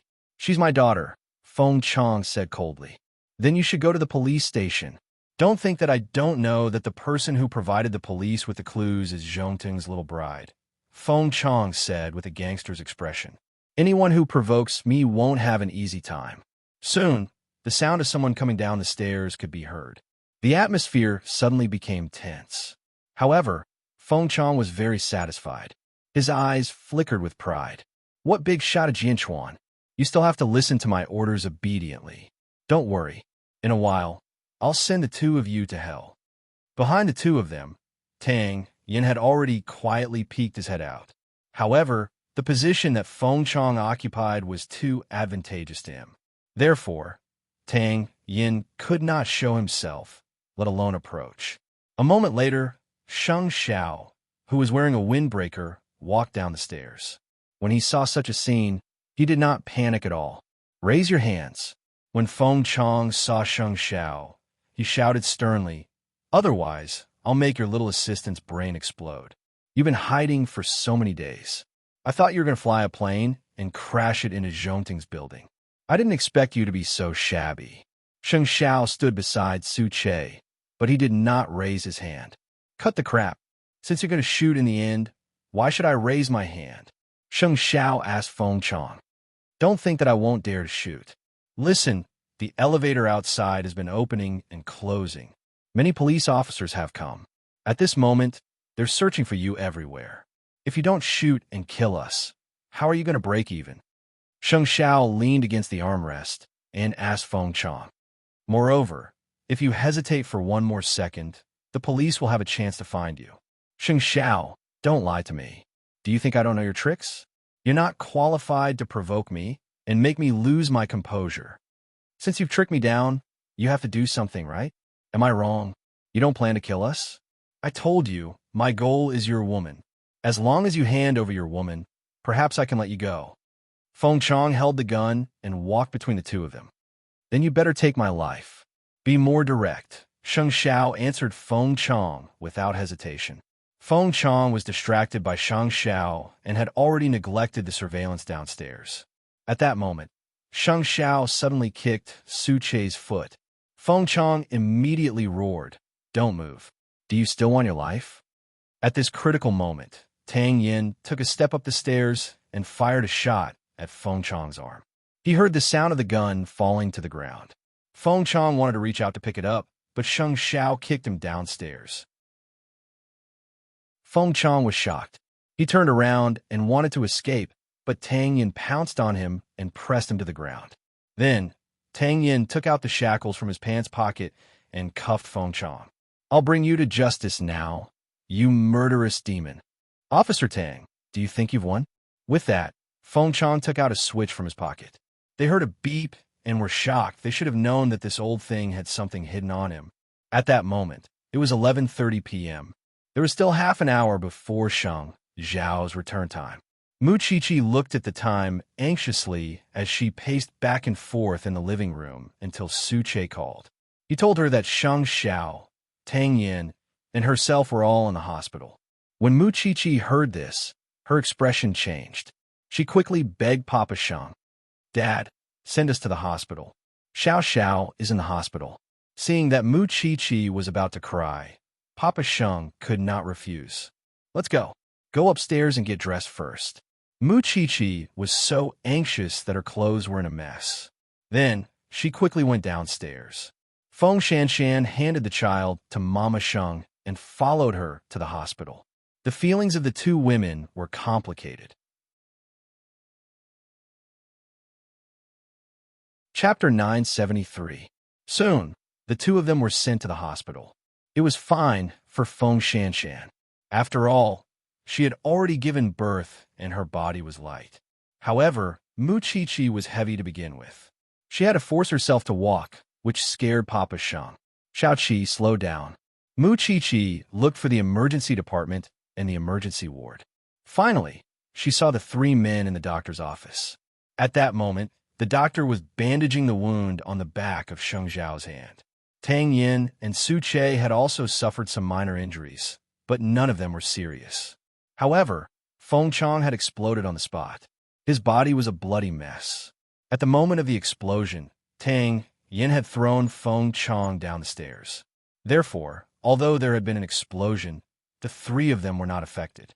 "Sob, I finally found you." Mu Chi immediately pounced on him. Her body went limp, and she almost knelt in front of Sheng Xiao. Sheng Xiao quickly used his injured hand to catch her. "Why are you in such a hurry? We're already in the hospital. How can I not be anxious?" Mu Chi held her stomach and started crying. "I thought you were sent to the operating theater and were being resuscitated." Sheng Xiao turned to look at Su Che. Su Che turned to look at the door. He was also very innocent, okay? Because his young madam did not give him a chance to say the next sentence. "This is the only injury." Sheng Xiao freed one of his hands to show her. "Hurry up and get up. You're so heavy." Mu Chi seemed worried. She checked her body again and nodded. "It's fine. It's really fine." It turned out that when things were in chaos, they would cry like a child. Thinking of this, Sheng Xiao hugged her and walked out of the doctor's office. "Let's go home, but your injury." Feng Shanshan stood at the door. Seeing that they could still talk and laugh, she felt that this was a dream. Tang Yin turned around and saw Feng Shanshan behind him. He smiled at her forcefully and gestured to her that his foot was only slightly injured. However, Feng Shanshan still pounced on him and hit and scolded him. Wasn't this pair a little too mushy? Now, Su Che was the only one left in the office. The doctor on duty crossed his arms and looked at him. "How old are you? Why are you fighting like those two just now? Don't your parents care?" Su Che looked around and confirmed that the doctor was talking about him. Then, he took out his identification and handed it to the doctor. When the female doctor saw this, she immediately felt a little embarrassed. "I couldn't tell at all. You're really good at retaining your youthful looks." You have a girlfriend coming to pick you up too?" Su Che shook his head and handed his hand to the doctor. "Bandage it for me." "Okay." The female doctor asked Su Che to sit down. After the wounds were bandaged, the few of them left the hospital. Because Tang Yin still had to deal with the aftermath, he handed Feng Shanshan over to Mu Chi and Mu Chi. "I'll come pick them up tomorrow morning." There were tears in Feng Shanshan's eyes. She quickly said, "I'll go with you. The baby will look for you when he's hungry. Be obedient." Now that Feng Chong is dead, the danger has been resolved. Tang Yin insisted on not letting her follow. Feng Shanshan had no choice but to give up. It was just that she might not be able to see this man again tonight. Zhongting exploded and Feng Chong died. The police were doing further work to deal with the aftermath. Of course, because Zhongting had surveillance cameras, Feng Chong's death could be directly handed over to the police station to be summarized, and the case could be closed. Such a ruthless bandit is simply perverted. He caused so much trouble, but he ended up without a corpse left. He really deserved it. Officer Long cursed as he collected Feng Chong's body tissues. How many days have we not slept because of him? Clean up early and restore this place to its original state. Zhongting's employees still have to work tomorrow. Do you have the cheek to let the female employees come in and see Feng Chong's charred body tissues? It's better not to. I can't bear the responsibility of scaring those ladies. The police and the forensics team were working hard to clean up the scene. The explosives that Su Che had collected were all handed over to the police. "Captain Tang, let's talk in private. Why didn't you deal with the father and son from the Song family? How are they?" Tang Yin was busy. At this time, he had no time to care about the two of them. The father has done all sorts of bad things, but he's actually safe and sound.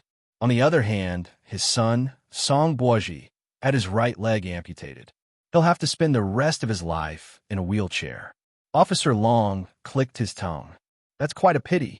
Tang Yin sighed. Although he was a criminal police officer, he really hated the father and son from the Song family. Now that Feng Chong was dead, the Song family would not be so easily dealt with. If Feng Chong was captured alive, Song Jiang would not be able to escape sooner or later. It was 1 o'clock in the morning. The few of them returned from the hospital in a sorry state. As soon as they reached home, Sheng Xiao said to his parents, "It's fine. It's just a minor injury. The police at Zhongting know how to deal with the aftermath. Don't worry." Mama Sheng handed the child to Feng Shanshan and glared at him. "Who cares if you're dead or alive?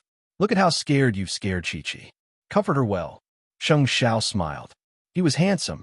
Even though he was in a sorry state, it did not affect his heroic spirit. "Let's go back to the room." Before Mu Chi-Chi could recover from her fear, Sheng Xiao had already brought her upstairs. After returning to the room, Sheng Xiao took off his coat. Mu Chi-Chi immediately reacted. "I'll go to the bathroom and turn on the water for you." Sheng Xiao reached out to stop her and pressed her shoulder. "There's no need. I'll go myself." "You can't touch." Before she could say the word water, Sheng Xiao's kiss had already fallen. At first, he knew how to restrain his gentleness, but gradually, the desire in his heart was aroused. If Mu Chi-Chi was not pregnant, he might have already taken action. This place has become a lot bigger. After the passionate kiss, Sheng Xiao hugged Mu Chi-Chi and teased her. "You're still in the mood to talk about this? What happened tonight? Why are you all injured? Where's Feng Chong?" Sheng Xiao tidied up his shirt as he answered Mu Chi-Chi. "He's dead. He was blown to pieces. In the future, he won't be able to cause trouble for us anymore." "Really?" Mu Chi-Chi was doubtful. "Are you lying to me? If there really was an explosion, you wouldn't have been able to escape unscathed." "I'm really not lying to you this time." With that, Sheng Xiao sat on the sofa and pulled the little thing onto his lap. "When I saw you crying just now, I felt that I wasn't fit to be your husband." "Nonsense." Mu Chi-Chi quickly covered his mouth. "There's no one in the world who loves me more than you do." The two of them hugged quietly for a while. Then, Sheng Xiao suddenly asked Mu Chi-Chi, "Your birthday is coming up. What's your wish this time?" Chapter 974. No matter how energetic Song Jiang is, it's impossible for him to cause trouble right after the explosion in the Song family. Besides, we have to investigate Feng Chong's matter. Song Jiang has to know how to restrain himself. Sheng Xiao pointed at Mu Chi-Chi's nose and asked, "Do you understand?" Song Jiang brought this upon himself. He ruined both his son and daughter. If I were him, I would commit seppuku. This was just Mu Chi-Chi's one-sided thought. Song Jiang never thought so. Even if Song Boji's right leg was gone this time, he still believed that on the road to revenge, how could there not be some sacrifices?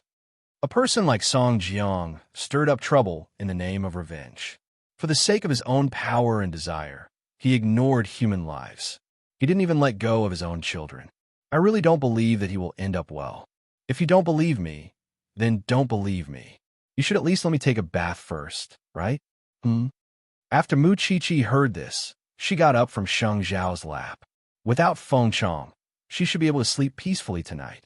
Jianchuan Hospital, the next morning. Song Boji had been unconscious on the bed after the amputation. He had only just woken up now. When he opened his eyes, the first person he saw was not his father, Song Jiang, but his sister, Song Qiaoji, who he had looked down on in the past. She was wearing a white coat and was making ward rounds with the surgeon. "Brother, you're awake?" Song Boji opened his mouth, but he could not say anything. Song Qiaoji quickly put down the medical records and moistened his lips. Only then did Song Boji feel that his throat had improved. Why can't I move?" Song Qiaoji stood up straight and saw that his right leg was empty. She did not know what to say. Song Boji was very smart. Looking at her expression, he knew that things wouldn't be so simple. So he used all his strength to prop up his head and saw his lower body. Then he widened his eyes and fell to the ground, unable to accept what had happened. My leg? Brother, don't be like this. Technology is so advanced now. You can still stand up and walk in the future, just without your right leg. Only the right leg is missing? Song Boji almost went crazy when he got an affirmative answer. What's the difference between me and a cripple now? Brother, don't be like this. Where's Dad? Where's Dad? Song Boji looked around. I don't know. I haven't seen him, but I know he's fine. Song Xiaoji replied patiently. Feng Chang's matter is quite big now. Perhaps he went back to take charge of the overall situation. After Song Boji heard this, his face was expressionless. He only sneered. Go. Don't come to see me again. Big brother. You're the daughter-in-law of the Sheng family now. Why do you still have to call me big brother? Moreover, is there such a disabled big brother like me? I'm not your big brother. I've always looked down on you. Don't flatter yourself. Song Xiaoji knew how strong Song Boji's pride was, so she did not force him. She was an obstetrician and had come purely to know if there was anything she could help with. She knew very well that their father was a complete beast. However, seeing how uncomfortable Song Boji was, Song Xiaoji could only sigh and walk out of Song Boji's ward with the other doctors. Song Boji could not accept the pain of losing his right leg, so he picked up the phone on the bedside table with difficulty and called Song Jiang. Due to the explosion, the screen of the phone was shattered. However, he called 3 times in a row, but Song Jiang did not pick up. On the last call, Song Jiang's urgent voice was heard. Son, you're awake? I'm awake. Where are you? I'm at home. Yashang Group is in a mess now. You're injured, so someone has to take charge of the overall situation, right? So now that your son has lost his right leg, you can immediately go back to work as if nothing happened. Song Boji found it unbelievable. Otherwise, my 20 years of hard work will all be destroyed in one day. I'm not talking to you anymore. Have a good rest. With that, Song Jiang hung up. This was completely different from the father who usually cared about him. Song Boji even felt that what he had lost might not be his leg, but Song Jiang's love. Yes, a son without a leg was like a broken chess piece. He was not as useful as before. But who gave him this?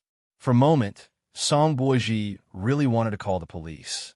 He really wanted to die together with Song Jiang. However, after thinking about it carefully, he felt that it was not worth it. If he had to die, he should let that old man die by himself. That afternoon, the television news used 10 minutes to report on Feng Chang's arrest.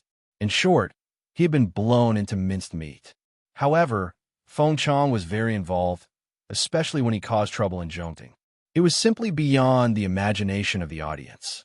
This person was not only cruel, but also brainless. Zhongting also issued an announcement that there were no casualties in cooperating with the police to arrest Feng Chang. Moreover, Zhongting had also returned to normal operations. The police announced that they had solved the case, including the previous Lu Zhao case and the 2 subsequent explosions. However, it was a pity that the bureau chief did not manage to catch him alive and clean up Song Jiang. In the Jianchuan branch office, the bureau chief stood in front of his desk with his hands on his hips and said to Tang Yin, "You've suffered a lot in this operation to arrest Feng Chang. Your house and your newborn son are all waiting for you to settle down. I'll give you a week off. The people from the 9th Division aren't going to investigate further. If we follow Feng Chang's lead, we can follow the clues. It's only a matter of time before we find Song Jiang." Tang Yin felt indignant. After all, Feng Chang was someone the Song family had provoked. No one could guarantee that Song Jiang would be obedient. The people from the 9th Division know their limits. You just need to take your leave. The director waved his hand. He couldn't care less about what would happen later. The problem of the Song family couldn't be removed overnight. Yes, Chief. Tang Yin bowed to the bureau chief and was about to leave the office. However, when he reached the door, he was stopped by the bureau chief. Tang Yin, this time, the higher-ups intend to promote someone to be the deputy bureau chief. I have high hopes for you. You're already in your 30s. Leave the front lines to the newcomers. It's time for you to sit at the back and be the commander. Your son has just been born. You have to think about your son. If it were in the past, Tang Yin would definitely refuse.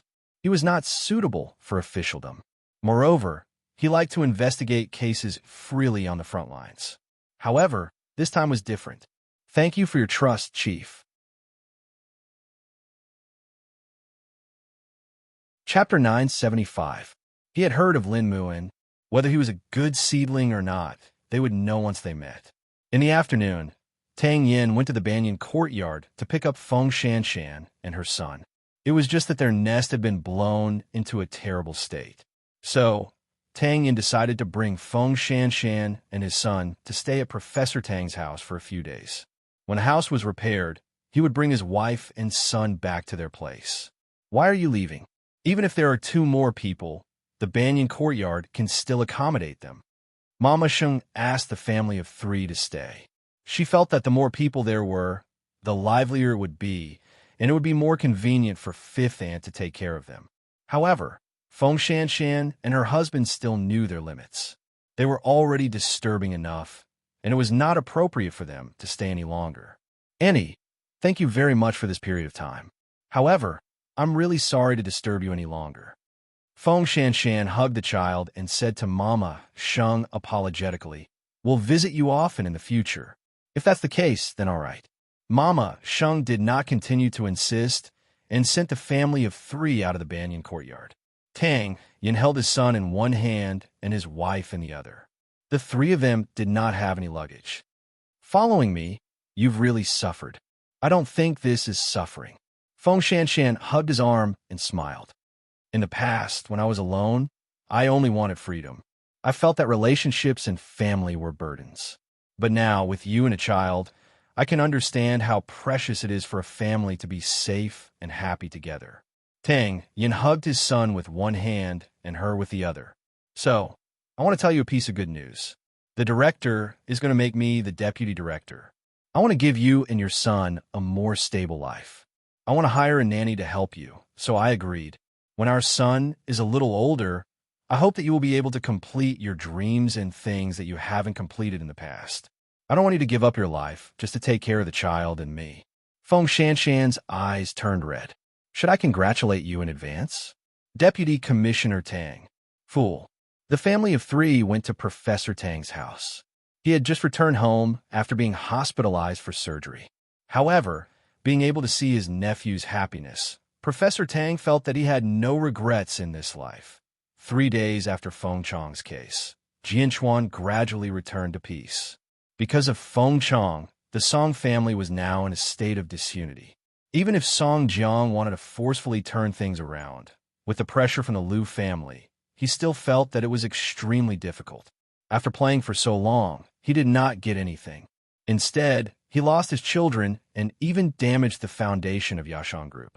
Just thinking about it, Song Jiang also felt uncomfortable.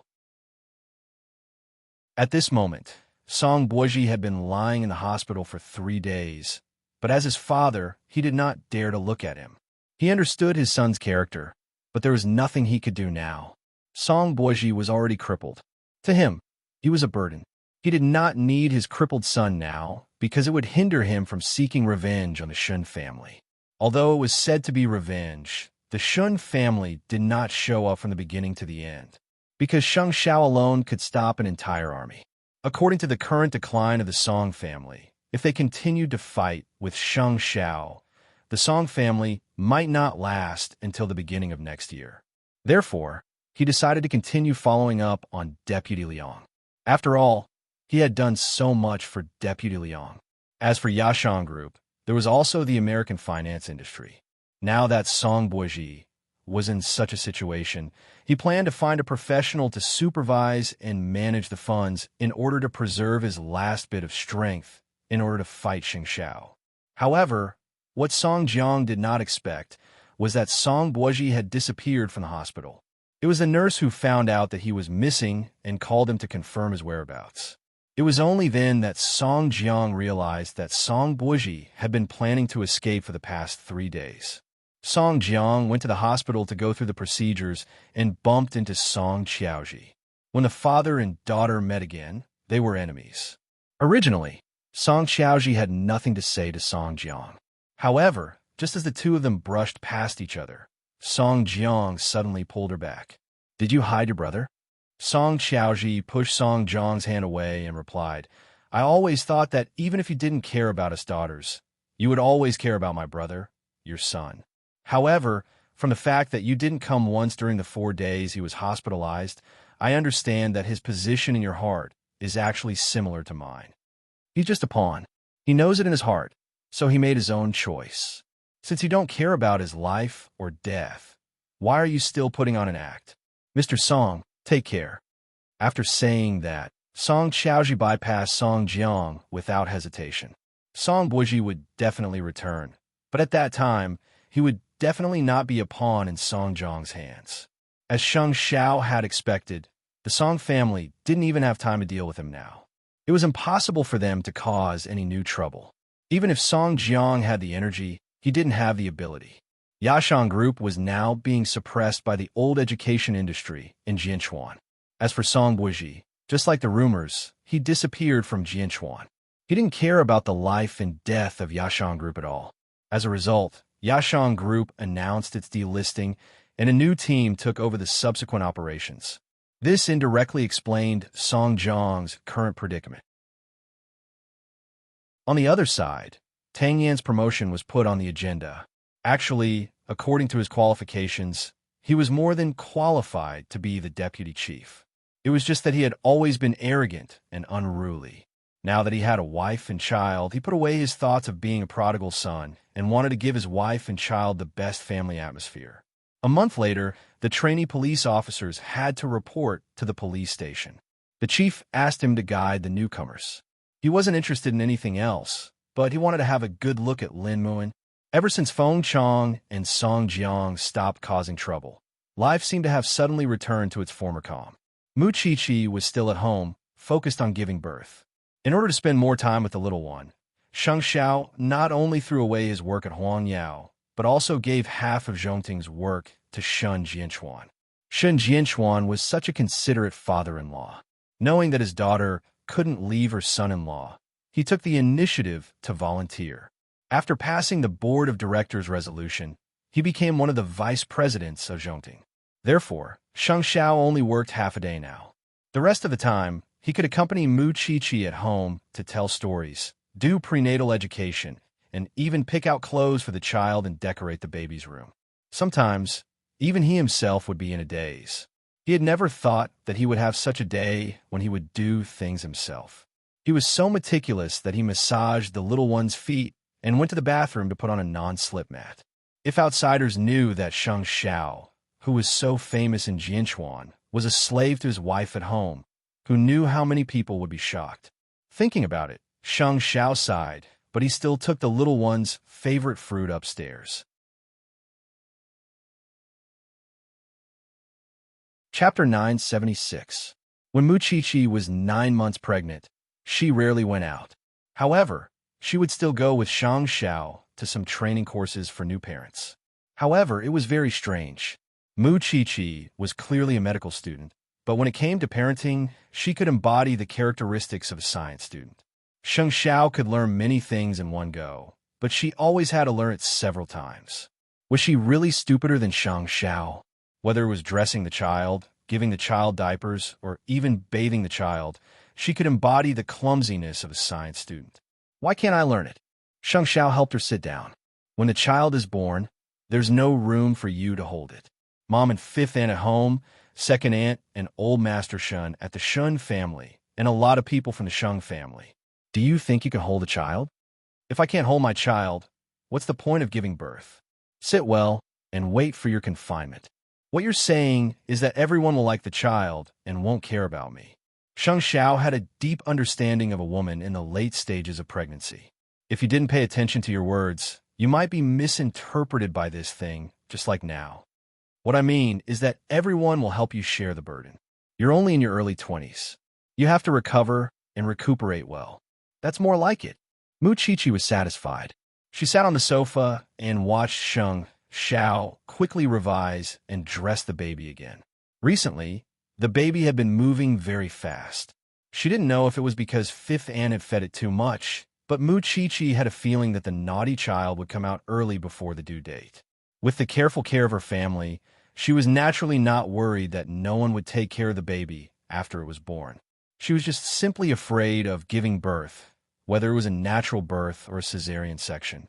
Even if it was painless now, it would still be hell a month after giving birth. Although, when she was dissecting, her hand raised the knife and cut open the belly of others. It was just a matter of an instant, but the feeling of the object lying in the hospital bed, that kind of feeling, made her continuously begin to start to feel cold.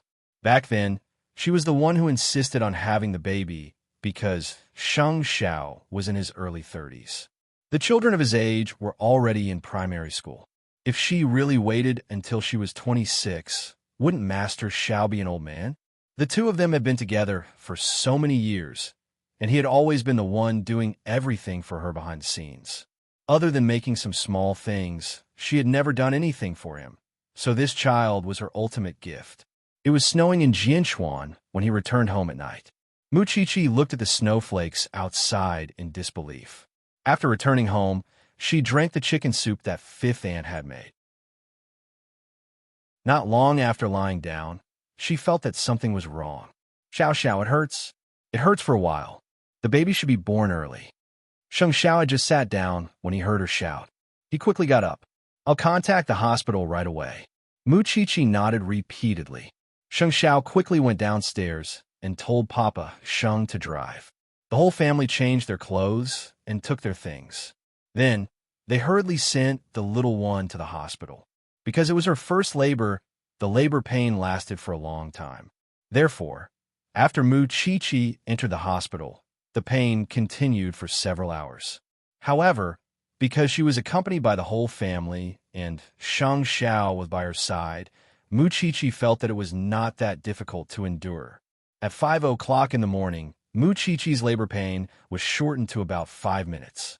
After the midwife checked, she said to Mama Sheng and the others, now, we'll send the patient to the delivery room. Although family members can accompany her, in order not to cause the patient to be nervous, only one of you could stay with her. It's best if it's the husband. As the pain intensified, Muqiqi knew that the baby was about to come out. So, she reminded herself to conserve her strength. Otherwise, it would be very difficult for her to give birth naturally. Eighth brother, accompany Xiaoqi inside. She's risking her life for you, Mama Sheng said as she patted Sheng Xiao's shoulder. Sheng Xiao was not wearing a suit and leather shoes at the moment. Because he was in a hurry, he was only wearing a dark blue turtleneck sweater. Hearing the little one's cries in the delivery room, his heart tightened. He quickly went to do a sterile treatment and then followed the nurse into the delivery room. Because of the pain, Muqiqi's body was already covered in layers of sweat. Sheng Xiao sat beside Muqiqi and wrapped his arm around her head. It really hurts. Just bite my arm. Sob, I don't want you to see me so ugly here. Muqiqi was a little resistant. I've seen all your ugly looks. Only this time, you're not ugly at all, Sheng Xiao said in a low voice. Do you want to know when I fell in love with you? Muqiqi's attention was indeed attracted by this topic. The first time in the hospital in the town, you took off my pants. Do you remember? At that time, I was injured and unconscious. I saw you in my half-asleep state. I thought to myself that this thing's guts were really fat. From then on, I remembered you. When I heard that you were sold by my uncle, my first reaction was that you touched my body, so you were mine. No one could sell my things. After that, I just fell deeper and deeper.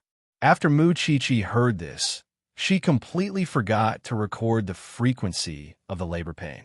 She quickly asked, then when I had a crush on you, did you already like me? What do you think? You're too cunning.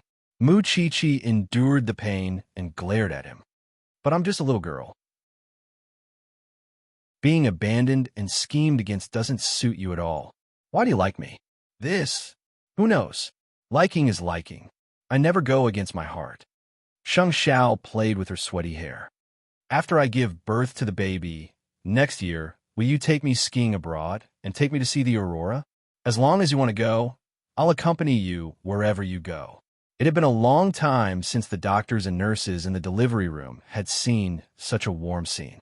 Of course, they also knew who the person who was giving birth was and who the person accompanying the delivery was. Outside the delivery room, Mama Sheng and the others paced back and forth. Why hasn't she given birth yet? She's been in there for 2 hours. Madam, don't worry. Eighth brother is inside.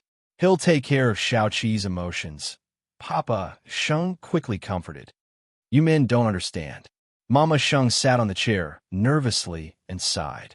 Poor Xiaoqi. Madam, don't worry. Our whole family is with Xiaoqi. How could Mama Sheng listen to her now? Although eighth brother was inside, she knew how dangerous it was for women to give birth. Half an hour later, Mu Qiqi and Sheng Zhao's first baby was finally born. Chapter 977. Mu Qiqi exhausted all her strength and lay on the bed. The moment the child was born, she felt as if her soul was about to leave her body. Her entire person had sublimated. She was a mother. The man beside her held Mu Qiqi's hand tightly. When he knew that the child was born, he did not go to see the child immediately. He only said in Mu Qiqi's ear, "In the future, don't even think about having another child. I won't allow it. We just need a daughter. Also, congratulations, little one. You're a mother now." Mu Qiqi tilted her head to look at Sheng Xiao. She was extremely tired, but she could clearly see that the man's eyes were red. It was a sincere love for her. Congratulations, Mr. Sheng. You're a father now. Do you want to hug the child? After the doctor was done with the baby, he asked the nurse to wrap her up. No need. Please carry her out. I just want to accompany my big baby now. Sheng Xiao lowered his head and kissed Mu Qiqi's head. There's sweat, there's a smell. I don't mind. I'll never mind. Therefore, neither of them had seen their daughter for the first time. The nurse carried the baby out of the delivery room. The first person to lean on was naturally Mama Sheng. Oh, my little darling, I'm your grandma. The nurse was amused by Mama Sheng's expression and quickly said, the baby is very healthy. He cries very loudly. It's been a long time since I've seen such a beautiful baby. Although he was born prematurely, he doesn't lose out to full-term babies at all. Thank you, nurse. How's the child's mother? Don't worry. She's very brave and in good condition. She's just too tired. The nurse smiled and turned to return to the delivery room. Not long after, Mu Qiqi was sent out of the delivery room. Mama Sheng quickly went up and looked at Mu Qiqi with heartache. Xiaoqi, rest well. It's been hard on you. Mu Qiqi smiled tiredly and then lost consciousness. Sheng Xiao followed her the entire time and did not close his eyes. It was as if that little thing would always occupy the most place in his heart. No one could put anything else in it. Eighth brother, Xiaoqi is asleep. Hurry up and see your daughter. Sheng Xiao sat by the bed and ignored Mama Sheng's shouts. He could not forget the entire process of the little thing giving birth. Mom, let me accompany her quietly for a while. Mama Sheng could understand her son's feelings for Xiaoqi, so she said, okay, I'll take the baby out first. However, the baby needs to be fed later. The sky soon brightened. It was a night worth remembering for the Sheng family. After that, the old men of the Sheng and Shun families were quickly informed about Mu Qiqi's labor. The two old men were overjoyed. Even though old Sheng was still sick, he couldn't care less. He asked Sheng Kai to drive him to the hospital. Mu Qiqi woke up after sleeping for 2 hours. She had recovered a lot, but all kinds of postpartum pain came as expected. She only saw her and Xiao Xiao's daughter 2 hours later. Because she needed to feed him, she carefully held him in her arms. At this time, Mama Sheng leaned her arm against her. The child has tortured you for so long. Eighth brother is so angry that he still refuses to hold his daughter. Mommy, maybe Xiao Xiao is still not used to the change of identity. He's my son. I know him better than anyone. In his heart, even if his daughter is born, he will still love you the most, Mama Sheng said with a smile. By the way, who will name the baby? Xiao Xiao said before that he would let my grandfather do it. Mu Qiqi lowered her head and looked at the little one who was drinking milk. She revealed a very different smile. It seems that you can't be called Sheng Batian. A moment later, Sheng Xiao returned from the bathroom and saw that the little one was breastfeeding. He asked fifth aunt if the chicken soup for Mu Qiqi's body had been heated up. Mu Qiqi glanced at the baby and then at Sheng Xiao. Xiao Xiao, hold your daughter. I want to see you hold your daughter. Sheng Xiao glanced at her and sighed. Then he walked to her side and took the little girl in the swaddling clothes. Muchichi's eyes turned red when she saw this scene. I finally got what I wanted. Are you hungry? Sheng Xiao was holding his daughter in his arms, but he was still worried about her. I'm not hungry. Muchichi felt warm, but helpless. Was this man really necessary? Soon, the two old men rushed over, and the ward became lively all of a sudden. Where's my great-granddaughter? Let me see. Let me go first. Let me go first. The two old men started arguing. At this moment, Muchichi coughed softly. The group of people were naturally chased out of the ward. At the door of the room, Shun Jianchuan poked his head out. When everyone was fighting to see the child, as a father, the first thing he thought of was his daughter. Daddy, are you all right? Shun Jianchuan touched her palm and was relieved when he found that it was warm. Don't worry, I'm fine. Don't you know what your son-in-law is like? Muchichi gestured at the man beside her with her chin.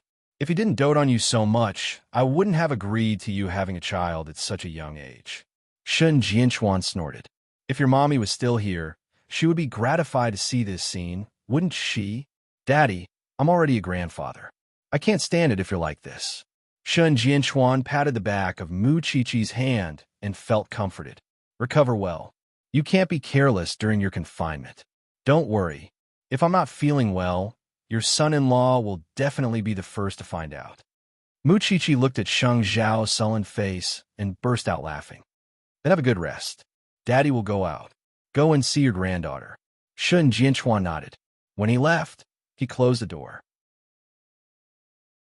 When Muchichi saw this, she quickly grabbed Sheng Zhao's hand and said, How can a father be angry with his own daughter like this? Sheng Zhao sat by Muchichi's window and held her hand. Just pretend that I'm sick. My daughter is a piece of flesh that fell from your body, but you are my flesh. Even if you hurt me, my heart will be pierced. I can't do anything about you. I just don't know what Grandpa will name his daughter. Outside the door, it was really lively. If not for the fact that this was a top-notch obstetrics hospital and a suite, who would allow a group of people to snatch the child here. It wasn't easy for old Master Sheng to hold the child for a few minutes. Before he could get addicted, old Master Shun took him over. The little girl was not shy at all. She opened her small eyes that had yet to open and looked at the group of strange old people. Old Master Shun, Chi-Chi said that you still have to give the little girl a name. Please give her a name. At this moment, Mama Sheng suddenly said to old Master Shun. However, old Master Sheng was not convinced. I want to give her a name too. How about this? Old Master Shun will give her a name. Dad, you give her a nickname. The two old men glanced at each other and were satisfied with the result. Chapter 978. I've already given little Bao a name. Old Master Shin looked at the little cutie in his arms and said happily, Let's call her Sheng Qingwan. She's generous and ladylike.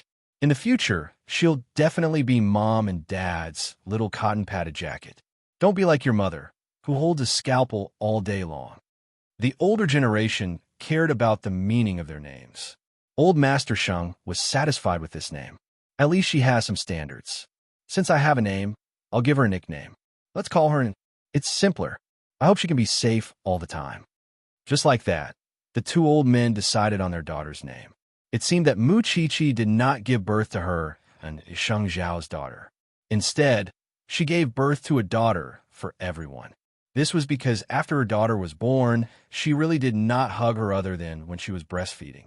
There were people who rushed to check up on the child, change diapers, and put on clothes. It was no wonder that Sheng Xiao had told her not to study so carefully. However, Sheng Xiao was happy to see this result. All in all, the ward was bustling with activity for 3 consecutive days after the child was born. Feng Shanshan only came to see Muchichi after settling her son down 3 days later. Are you feeling okay? Feng Shanshan saw her sitting on the bed and could not help but ask, Do you feel like you want to sleep even when you're standing? Of course. You should be content. Other than breastfeeding, everything else is already very easy with your family around. Feng Shanshan pushed her head enviously. We have 2 lives. But you don't think you're working hard at all, do you? because she had given birth to the child of the man they loved. That kind of happiness filled the hearts of the two women at all times. Didn't you get what you wanted now? It was not easy for her to see her daughter sleeping soundly in her arms. Muchichi was indeed very satisfied because it was too magical. This child had her, and Xiao Zhao's blood flowing in her body. It was no wonder that children were the link between parents. TSK, TSK, look at you smiling like that. Feng Shanshan could not stand it anymore. In addition, Sheng Xiao had also entered the ward, so Feng Shanshan found an excuse to leave and left the space for the family of three. Mommy and Fifth Aunt have gone back. Well, it's finally quiet. Sheng Xiao took off his coat, hung it on the hanger, and walked to the mother and daughter. At that moment, Muchichi coughed a few times. Sheng Xiao put the blanket that he had prepared on Muchichi. I'm going to catch a cold. Who's the one feeling uncomfortable? Xiao Xiao, do you think our daughter looks more like you or me? It's natural for a daughter to be like her father, Sheng Xiao answered as he hugged the mother and son. But I hope she's like you. This is our daughter. Muchichi smiled like a child because this was the scene she had been looking forward to for a long time. She was holding the child, and Sheng Xiao was holding her. It was said that women would become gentle after giving birth, and that was indeed the case. Lean on me and sleep for a while. When the little thing wakes up, it will ask you for milk. Sheng Xiao said in a low voice above her head. Although I also want to try what it tastes like indecent. Although Muchichi was scolding him, she still felt a strong sense of sleep in his arms. Sheng Xiao tightened his grip at that, especially when he looked at the woman in his arms. Because she had to feed the baby, she did not rest much. He wanted to call Mama Sheng immediately and only feed this little thing formula in the future. That night, there was only the three of them in the hospital. Although they were tired, it was the same as Muchichi's dream life. In fact, she knew that Sheng Xiao had less rest than her. When she was feeding, Sheng Xiao had to help. When she was asleep, Sheng Xiao had to take care of them. Thinking of this, she could not help hugging Sheng Xiao's waist. You've lost weight these few days. Does your heart ache? Sheng Xiao asked as he hugged her. Yes, my heart aches too. So, after you're discharged, I'll go for a vasectomy. He was determined not to have another child. One was enough. It was still snowing in Jianchuan at night. However, the Shun family was not ordinary tonight, because no one expected that the second son of the Shun family would be taken away by the discipline inspection team in the evening. At that time, Grandpa Shun was eating at the Sheng family's house. When Huang Yu saw this, she panicked. Could it be that her husband had really made a mistake? That was impossible. He had always been honest. Thinking of this, Huang Yu immediately went to Shun Jianchuan. Brother, I already know. Don't tell Dad about this for the time being. I'll use my connections to find out what exactly it is about. Shun Jianchuan comforted Huang Yu. It's useless for you to be anxious now. Okay, I'll calm down first. But my second son has always been well-behaved. I don't believe he's that kind of person. Don't worry. I'll get to the bottom of it. So, after nightfall, Shun Jianchuan left the Shun family with his black hood on. Naturally, he believed in his brother. The other party must have known that Xiao Qi had given birth and eighth brother had no time to deal with it. That was why he chose such an opportunity to deal with the Shun family. He did not know how second brother had fallen into the other party's trap. He had to get to the bottom of it first. Grandpa Shun was a guest at the Sheng family. He had not received any news yet, but it would happen sooner or later. He hoped that it would not be too much of a shock to him. Thinking of this, Shun Jianchuan still gave Sheng Xiao a call. Xiao Qi, pay more attention to the safety of your mother and daughter. Your second uncle was taken away for questioning in the evening. I don't know what the Song family did. He's been taken away. It's been an hour. If something happens to second brother, someone from Zhongting might come to investigate. Be prepared. Don't worry about that. Zhongting can withstand any investigation. There was no financial relationship between Zhongting and the Shun family in the first place. Even if the outside world said that Zhongting had a close relationship with the Shun family, as long as Sheng Xiao and the Shun family knew the truth of it. However, did Song Jiang choose to settle the score at this time because he knew that he had just received a daughter and was ready to fight? That would be underestimating him too much. After that, Sheng Xiao gave Secretary He a call to understand the whole story. Sheng Xiao, it's best if you don't interfere in this matter. Someone behind the scenes wants to touch the Shun family, so they found an unorthodox way. However, you don't have to worry too much. After all, we all know that the Shun family can withstand the test. Let's wait and see. I understand. If there's anything I can do to help, I hope Secretary He will let me know. I'll be very grateful. What are you talking about? What kind of friendship do we have? However, I heard that sister-in-law has given birth. The other party probably wants to take the opportunity to cause trouble. No matter what, I'll congratulate you on becoming a father. Thank you, Secretary He. Sheng Xiao put down his phone and looked at the mother and daughter who were still asleep. He turned around and looked out the window. This was the Song family's last battle, right? Because the Song family's funds could only support Song Jiang to this point. Chapter 979.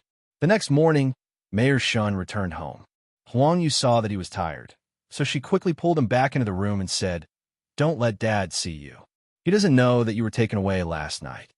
Mayor Shun nodded and returned to his room to sit down. He held his wife's hand and said, "I'm sorry to have made you worry. What exactly is going on?" "Second bro, you didn't really go and do those." "No." Mayor Shun interrupted his wife. "Don't worry. Since they want to investigate, let them do it properly. The cause of this matter is that a few days ago, on the way to the office, I saved a pair of mother and daughter. When I interrogated them last night, I found out that the mother and daughter's identity is not simple. Then, someone deliberately set us up." Huang Yu became even more nervous when she heard this. This was the unorthodox way that Secretary He had mentioned. Mayor Shun had saved people he shouldn't have saved and made arrangements that he shouldn't have. What were the implications and benefits involved? Of course, the higher-ups had to investigate clearly. "Don't worry. I'm not afraid. It's just that eighth brother might have to suffer a little. Eighth brother called last night and told us not to worry. Zhongting is doing a proper business. Why don't you stop doing it? Anyway, Shun Lin is already sensible. We don't lack anything. There's no need for you to work so hard outside. If you're not careful and get set up like this, what will happen if we lose you in the family?" Huang Yu had always been straightforward, but this time, she was really afraid. Her husband did not come back last night. She felt as if the sky had collapsed. Moreover, even if this kind of matter was investigated in the end, her reputation would be damaged. She would not be able to return to her original position. Don't make such a big deal out of it. Things haven't reached that stage yet. I know who the people behind this are. I also have friends. They will do their best to help me. Don't worry. No matter what, big brother and eighth brother are still here." Huang Yu thought about it carefully. She knew that it was useless to worry, so she stood up and turned on the water for her husband. "Take a good bath first and rest." "No, I have to go out. Otherwise, Dad will be suspicious. He will go to the hospital to see Xiaoqi later. Don't worry." Mu Qiqi woke up in the morning and noticed Sheng Zhao's unusual behavior. He had been accompanying her in the hospital for the past few days. Her father was in charge of Zhongting's matters. However, since midnight, Mu Qiqi had received more calls. Although she was very tired, she knew what she was doing. Therefore, when Fifth Aunt came over, Mu Qiqi said to Sheng Xiao, "If Zhongting has something, go. I have so many people here. Are you afraid that you can't take care?" Sheng Xiao put down the bowl of chicken soup and sat down beside Mu Qiqi. "I'm just afraid that they'll ignore your feelings. I'm not as weak as you think. I know I'm the one you love the most. Go, okay?" Sheng Xiao sighed. While Fifth Aunt was packing the baby's things, he said to Mu Qiqi, "Something happened to the Shun family. Second uncle was taken away last night because the Song family set up a trap. Things are very tricky now. Although second uncle was sent back, he is currently suspended." When Mu Qiqi heard this, she immediately became nervous. "So, the old man from the Song family took advantage of you being too busy to deal with him and being careless to attack second uncle? Second uncle is loyal and straightforward, so it's easy for others to take advantage of his weakness. Song Jiang, that old fox, is cunning. No wonder he fell into his trap. I'm not telling you this to make you worry. Everything the Shun family and I have done is to protect you. You have to believe that if Song Jiang wants to hurt anyone from the Shun family or the Shung family, he has to ask us first. So, you just need to recover in peace in the hospital. Leave everything else to the man, okay? After hearing Sheng Zhao's words, Mu Qiqi suddenly laughed. As expected of father, you're even putting on airs. I understand. I'm not worried. Go ahead. Sheng Xiao got up and kissed Mu Qiqi's forehead. He did not look at the little one in her arms. He put on his coat and left the ward. Outside the door, Su Che had been waiting for a long time. A lot of people came early in the morning. The people from the finance department are dealing with them now. Give them whatever they want. Let them investigate as much as they want, Sheng Xiao said to Su Che as he strode out of the hospital. Go to Huang Yao now. Just as Sheng Xiao was about to get into the car, he suddenly saw the man in a wheelchair in front of him. He was already missing his right leg. Sheng Xiao suddenly closed the car door and quietly waited for the man to approach. Long time no see. CEO Sheng, you're a father now. Congratulations. It seems that CEO Song heard about the good show yesterday and rushed back eagerly, right? Whose side are you on now? Sheng Xiao asked Song Boji. I don't think you and Song Jiang are still father and son. After all, after finding out that you were crippled, Song Jiang's first reaction was to abandon you. I'm here to take a look at the little bride. CEO, Sheng won't be so stingy, right? Song Boji did not want to talk about Song Jiang with Sheng Xiao at all. Just watch from afar. Don't disturb her. With that, Sheng Xiao opened the car door again and got into his Bentley. Su Che looked at Song Boji from the rearview mirror and could not help but ask Sheng Xiao, You're not letting me follow? There's no need. There are too many people in the ward. He won't have a chance to make a move. Moreover, Sheng Xiao did not think that Song Boji was here to cause trouble. Song Boji watched the black Bentley pass by him and could not help but sneer. He hated Sheng Xiao the most because he thought too highly of himself. However, Sheng Xiao's guess was right. However, he did not come here to see Mu Qiqi. He came here to get a prosthetic leg. At the same time, he wanted to see how happy the little bride was now. The ward was indeed bustling with activity. People kept coming in and out. Song Boji glanced at the door, then turned to his nurse and said, Let's go. It's a pity that Sheng Xiao got us such an interesting and good woman first. She even has a child. If I met her first, Sheng Xiao would have nothing to do with it. Since Mr. Song likes her, why don't you snatch her? A young woman is more attractive. What do you know? Song Boji shook his head. I could be ruthless to everyone and do some despicable things. Only the little bride looks the best when she smiles. In a man's life, there had to be a special woman. He couldn't get her, but he couldn't let her go. No one else would understand that feeling. It was good that he understood it. The person I want to settle the score with is that old thing, Song Jiang. I only found out a few days ago that that old thing has a son. Since he threw me away so casually, I can only do justice for the heavens.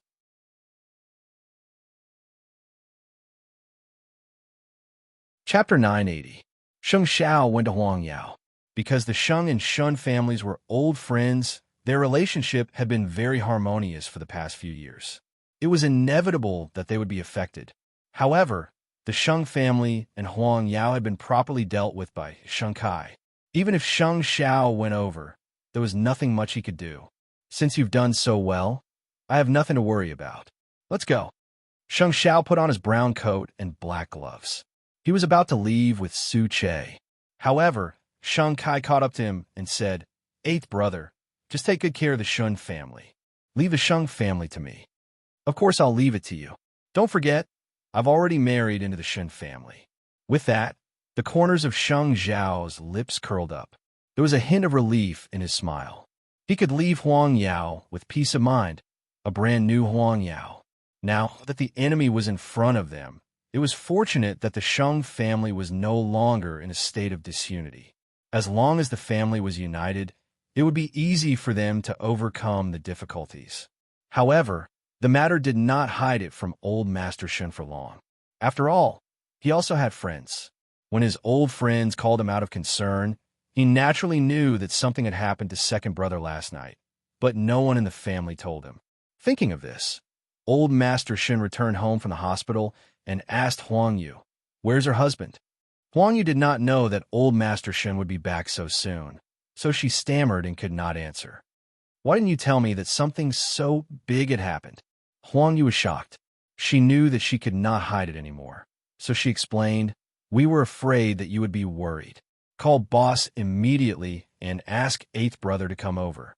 Old Master Shin snorted angrily with his hands behind his back. "I'm not a persimmon. I'll go soft if someone pinches me." Huang Yu quickly did as she was told. After answering Shan Jinchuan's call, she called Sheng Xiao and finally went to the room to wake her husband up. Then, the whole family of men held a meeting in the Shun family's living room. "Dad, it's my fault. I didn't do it well and let you down. What did you do wrong? You want to apologize to me? You just saved someone. There's no need." The mother and daughter that Mayor Shun saved were economic criminals who were on the run. At that time, they were beaten up by a man on the street, and no one went up to help. Mayor Shun got out of the car to save them and asked his secretary to send them to the hospital. However, no one expected that the mother and daughter were arranged by Song Jiang, and there were many unknown secrets behind them. They were arranged by the secretary. If the police couldn't catch them, they would definitely think that they were involved or even accomplices. Old Master Shin sat on the chair and replied forcefully, "I should have expected that scumbag Song Jiang would choose this time to make his move. In the end, it's a grudge from more than 20 years ago. I should have settled it a long time ago. Second brother, your identity is very important right now. It's not convenient for you to go out. You should stay at home and wait for the investigation." "Boss, although I know you don't want me to negotiate with Song Jiang, I want to meet Song Jiang about this matter. I want to see that old bastard's face. After all, the person he hates the most is me. As for eighth brother, you've already been a shield for the Shun family many times. Don't charge into the fray anymore. You're also a father now. Above you, there's Jianchuan and me. I'm just old, but I'm not stupid. There's no need for you to leave me out of everything. Jianchuan, come out with me. These old bones haven't moved for too long. It's time for me to go out and meet my old friends." Shun Jianchuan understood what the old man meant. The higher-ups knew about what happened 25 years ago. Because of this matter, the Shun family was now in a state of chaos. At the end of the day, it wasn't that the old man couldn't handle such a small matter. It was just that Song Jiang's methods were too despicable and shameless. But no matter what, second brother had already suffered a loss in this matter. After the matter is investigated, second brother, you should make your own plans. Dad, you don't have to worry about me. I have a clear conscience. Mayor Shin didn't care about a villain at all. I don't regret the decision I made 25 years ago. I only regret that I didn't deal with that scumbag Song Jiang at the same time. That's why so many innocent lives were harmed. What a sin, since the old man had come forward. Huang Yu's heart that was hanging in midair was no longer worried. She didn't care what her husband would do in the future. Since he was already at this age, why not retire and enjoy his blessings? However, to clear Mayor Shin's name, he had to start with the mother and daughter. Why couldn't the police find them? It was because Song Jiang had hidden himself. Of course, he had to let the professionals do it. Therefore, after leaving the Shun family, Sheng Xiao called Tang Yan. He was no longer in charge of the front lines, because he was now the deputy chief of the branch office. I wonder if Deputy Chief Tang has time to follow up on Song Jiang's case for the last time? Sheng Xiao sat in the car, but his gaze was on the entrance of the branch office next to him. "I got the news," Tang Yan answered Sheng Xiao directly. He didn't beat around the bush. Publicly, Bai Sini's case hasn't been solved, so of course I'm concerned. Privately, I'm the Shun family's godson-in-law. I can't just stand by and do nothing when something happens to the Shun family. I know what you're looking for. I've already collected basic information about the mother and daughter. As long as they're in Jianchuan, they'll definitely be found. In terms of ability to find people, I trust you in all of Jianchuan. Sheng Zhao's affirmation was extremely useful to Tang Yan. Therefore, he smiled and only said 4 words, "Wait for my news." The mother and daughter were the source of everything. They were also the key to sending Song Jiang to hell. After hanging up the phone, Tang Yin called Lin Mu and a trainee policeman into his office. I have an errand for you. Please give me your instructions, Deputy Chief. Lin Mu and was very convinced by Tang Yin. After all, his name was well known in the police world. Take a look for yourself. Tang Yin handed the information to Lin Mu and, "You're a newcomer. No one will notice you if you go out. I'll give you 1 day. If you make a breakthrough, I'll consider you qualified." "Yes, sir." Lin Muin took the information and left Tang Yin's office. This was his first test as a trainee policeman. Tang Yin had given him the task of finding someone. Of course, when he was doing this, Tang Yin had already asked the chief. Back then, Bicini's cases had almost caused Old Chung to lose his life. He still owed Old Chung an explanation. The chief knew that he couldn't let it go, so he only gave him 3 days. Therefore, while Lin Mu and went out to look for information, Tang Yin would personally disguise himself. After all, he had promised Sheng Xiao that he would give him news as soon as possible. Song Jiang's time was up. However, it was unknown whether he would die in the hands of Sheng Xiao and the others or his own son.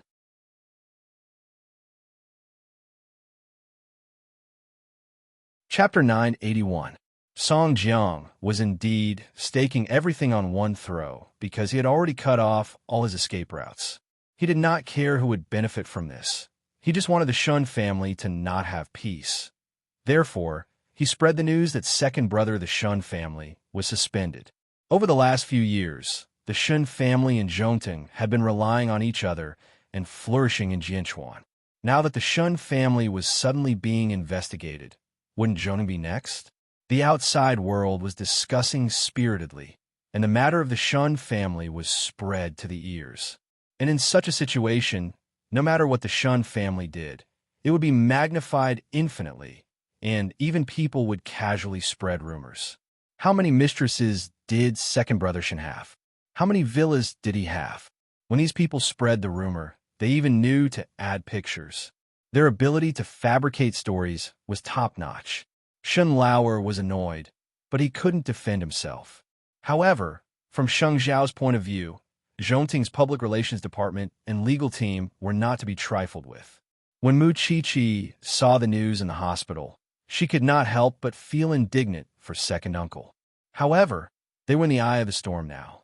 Whoever spoke out would be beaten into a sieve by the keyboard warriors. This Song Jiang is really hateful. Mama Sheng saw how angry she was and said, "Let Song Jiang be proud. In any case, he's already at the end of his rope." Mommy believes that justice is in the hearts of the people. The Shen family will surely get through this crisis safely. It's a pity that I'm not a man. If I were a man and Song Jiang stood in front of me, I would definitely beat him up to vent my hatred. Mu Qiqi hugged her precious daughter and snorted angrily. "Mommy, why don't we leave the hospital and go home? We'll feel more at ease this way. You don't have the final say in this matter. The doctor has to say it." Mama Sheng looked at her and said, "But I also want to do something within my power." She wanted to help find the whereabouts of the mother and daughter so that she could prove second uncle's innocence as soon as possible. "Your mission now is to recover well. Once you're out of confinement, I won't stop you wherever you want to go." Mu Qiqi thought about it carefully. Of course, she comforted herself not to be willful. Besides, do you think it's so easy to get out of the hospital? Everyone knows that you gave birth to a daughter, and they are all waiting outside the hospital. Sigh, if I had known, I would have kept a low profile. As Mu Qiqi sighed, the baby in her arms started crying. Mu Qiqi quickly coaxed her. "Isn't it Daddy's jacket, but not Mommy's? All right, little pitiful. Don't you have to cry?" The Shen family was in a mess. Song.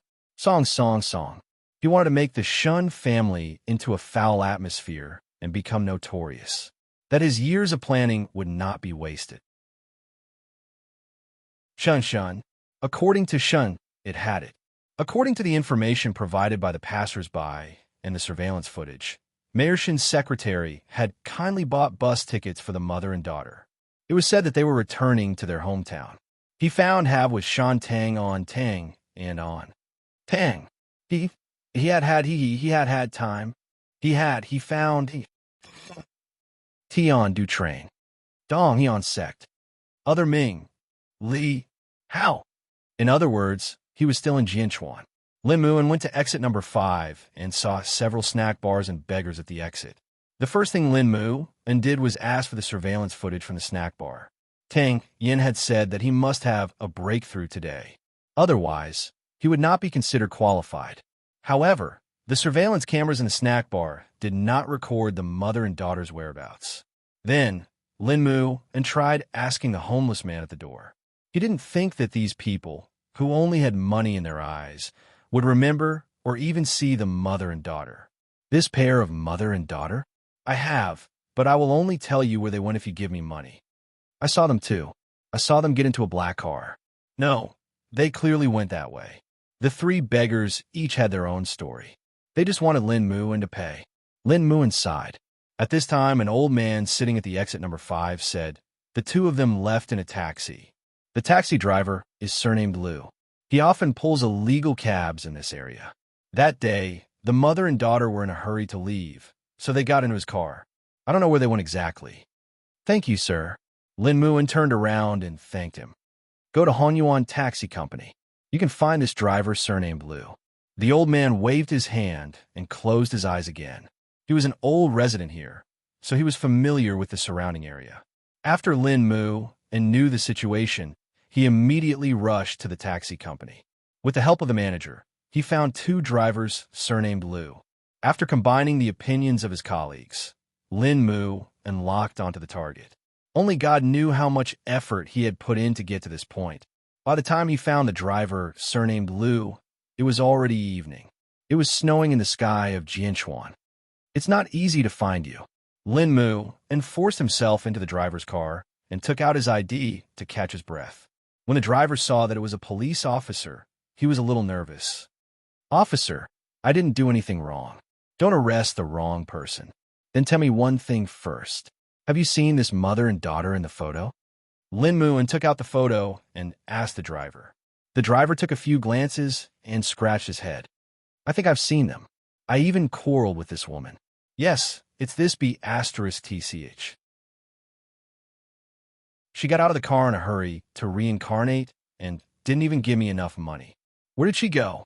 A residential area on Chongwen Road called Tianhiyuan. What else? Lin Muin continued to ask. If you missed anything about you driving an illegal cab, don't, officer. After sending the mother and daughter to their destination that day, the woman got out of the car with the little girl. I saw that she didn't give me enough money, so I immediately drove after them. Who knew that there would be 2 strong men behind her? They entered the gate of the residential area together. I was afraid of getting into trouble, so I didn't get out of the car. In other words, the mother and daughter were now hiding in Tianhiyuan. I've remembered you and your license plate. If you dare to lie, I'll... The driver quickly waved his hands and begged for mercy. Officer, I'm just a small driver. You don't have to be angry with me. Lin Muin let out a breath and finally let the driver go. He got out of the taxi. Then, he stood by the street and called Tang Yin. Deputy Chief, I found out that they're in Tianhiyuan. They're not in Tianhiyuan. Tang Yin immediately replied on the other end of the phone. How do you know? Logically speaking, if you can follow the clues to Tianhiyuan, then the other party will also know that they left something on you. So, going to Tianhiyuan is just for show, but the destination is definitely not there, Tang Yin replied. So, the information I found is useless, right?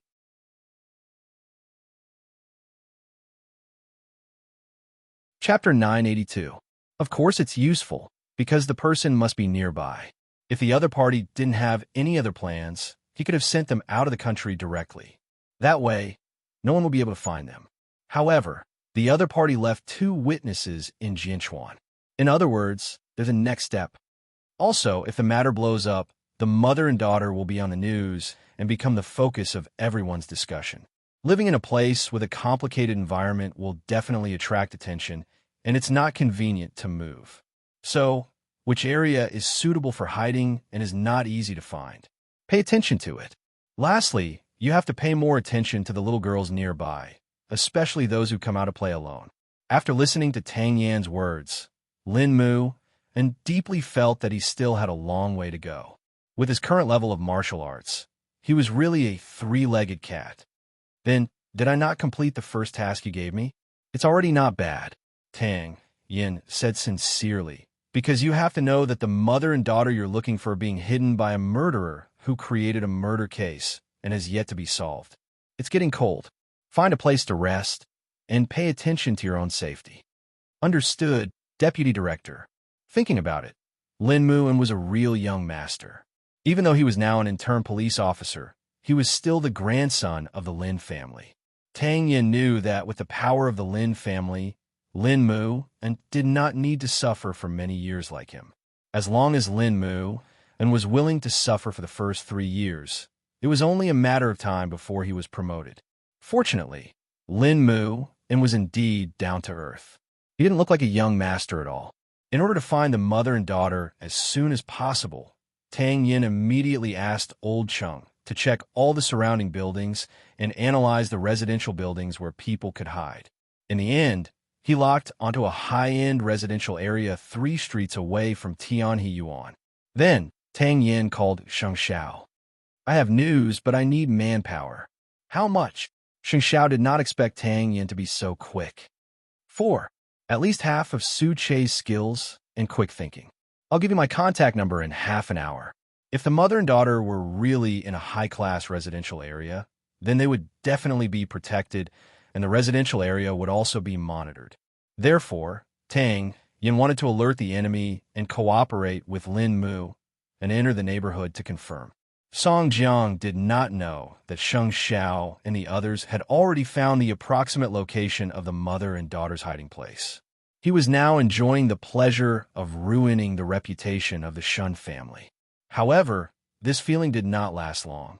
Very soon, the officials came out to refute the rumors. All the rumors about the Shun family were false. He also hoped that the netizens could make good use of the internet environment and not be biased. This was equivalent to someone suddenly grabbing on a Song Jiang's sweet spot when he was having a good time. Soon, all the keywords on the internet were withdrawn and could no longer be searched. Song Jiang was very angry. However, even so, the Shun family's image was no longer what it used to be. Don't worry, I still have a second shot. Just as Song Jiang was feeling smug, an uninvited guest came to the door. Song Jiang never expected that his son, who had been missing for more than a month, would suddenly return in a wheelchair. Compared to a month ago, Song Boji had a buzz cut, and his gaze was sharper and deeper. I've only been gone for a month, and Dad doesn't recognize me? Song Jiang smiled and lowered his head to hug his son. Of course I do. Welcome back, my son. I thought you didn't want to see me at all. Song Boji smiled easily, but his words carried a deeper meaning. The father and son were separated by their hearts. No one knew what the other was going to do next. Of course, Song Jiang did not know the purpose of Song Boji's return. Boji, you won't blame Dad, right? Song Jiang asked tentatively. When Dad went back to look for you after dealing with the Yashang group, you were already missing. Do you know how anxious you made Dad? I just couldn't accept the fact that I was crippled for a while, but now I've thought it through. Song Boji looked very calm. That's good. Let's have a good drink tonight. Drink? Song Boji smiled coldly. He did not come to Song Jiang's side to be filial. However, he would let Song Boji be happy tonight. Tomorrow, he would let Song Jiang know what it meant to draw water with a sieve. The winter night was so long. Lin Muin found a place to lie down for half an hour. Then, he met up with the 4 men Tang Yin had found. The few of them had to make a plan tonight and settle the property in the neighborhood. Tomorrow, they would be able to confirm if the mother and daughter were really hiding here. Late at night at the hospital, this was the first time Lu Qianqian had called Mu Chi-Chi after she gave birth. There were a few apologies on the phone because she had been very busy recently. Chi-Chi, I'll definitely come to see my goddaughter tomorrow. You won't blame me, right? I don't even remember who you are. Mu Chi-Chi hugged her daughter and couldn't help but laugh at her. Lin Mu and has already gone to the branch office for an internship. Just take pity on me. He just called me and said that he won't be coming home tonight. He's only interning for a few days, and he's already not going home. Then you'll have to get used to it in the next few years, Mu Chi-Chi said honestly. He's about to become a real police officer. It's common for him to go out in the middle of the night and not go home for a few days. I regret supporting him now. Lu Qianqian couldn't help but complain.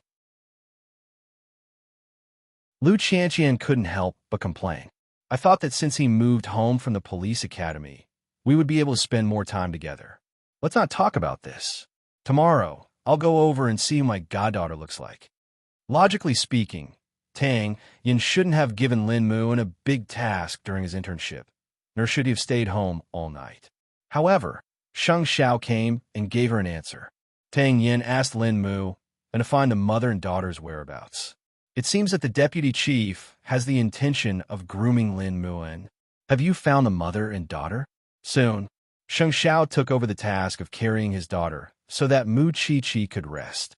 Does Song Jiang think that by discrediting the Shun family, he's taking revenge on them? Although Grandpa does care about reputation, he cares more about whether the family can be together. And Xiao Xiao, aren't you curious where Song Boji went? I have a feeling that this person will come out and slap his father in the face. Sheng Xiao suddenly looked up at Mu Qiqi. This person's sixth sense could be patented. I saw Song Boji yesterday. He's at the hospital. Mu Qiqi was puzzled. He came to cause trouble for you? He said that he wanted to see you. Sheng Xiao said truthfully. Is there something wrong with him? Why is he looking at me? Mu Qiqi pointed at herself and laughed because it was really funny. He likes you. Mu Qiqi was speechless. How do you know? The look in the eyes of males. Sheng Xiao snorted confidently.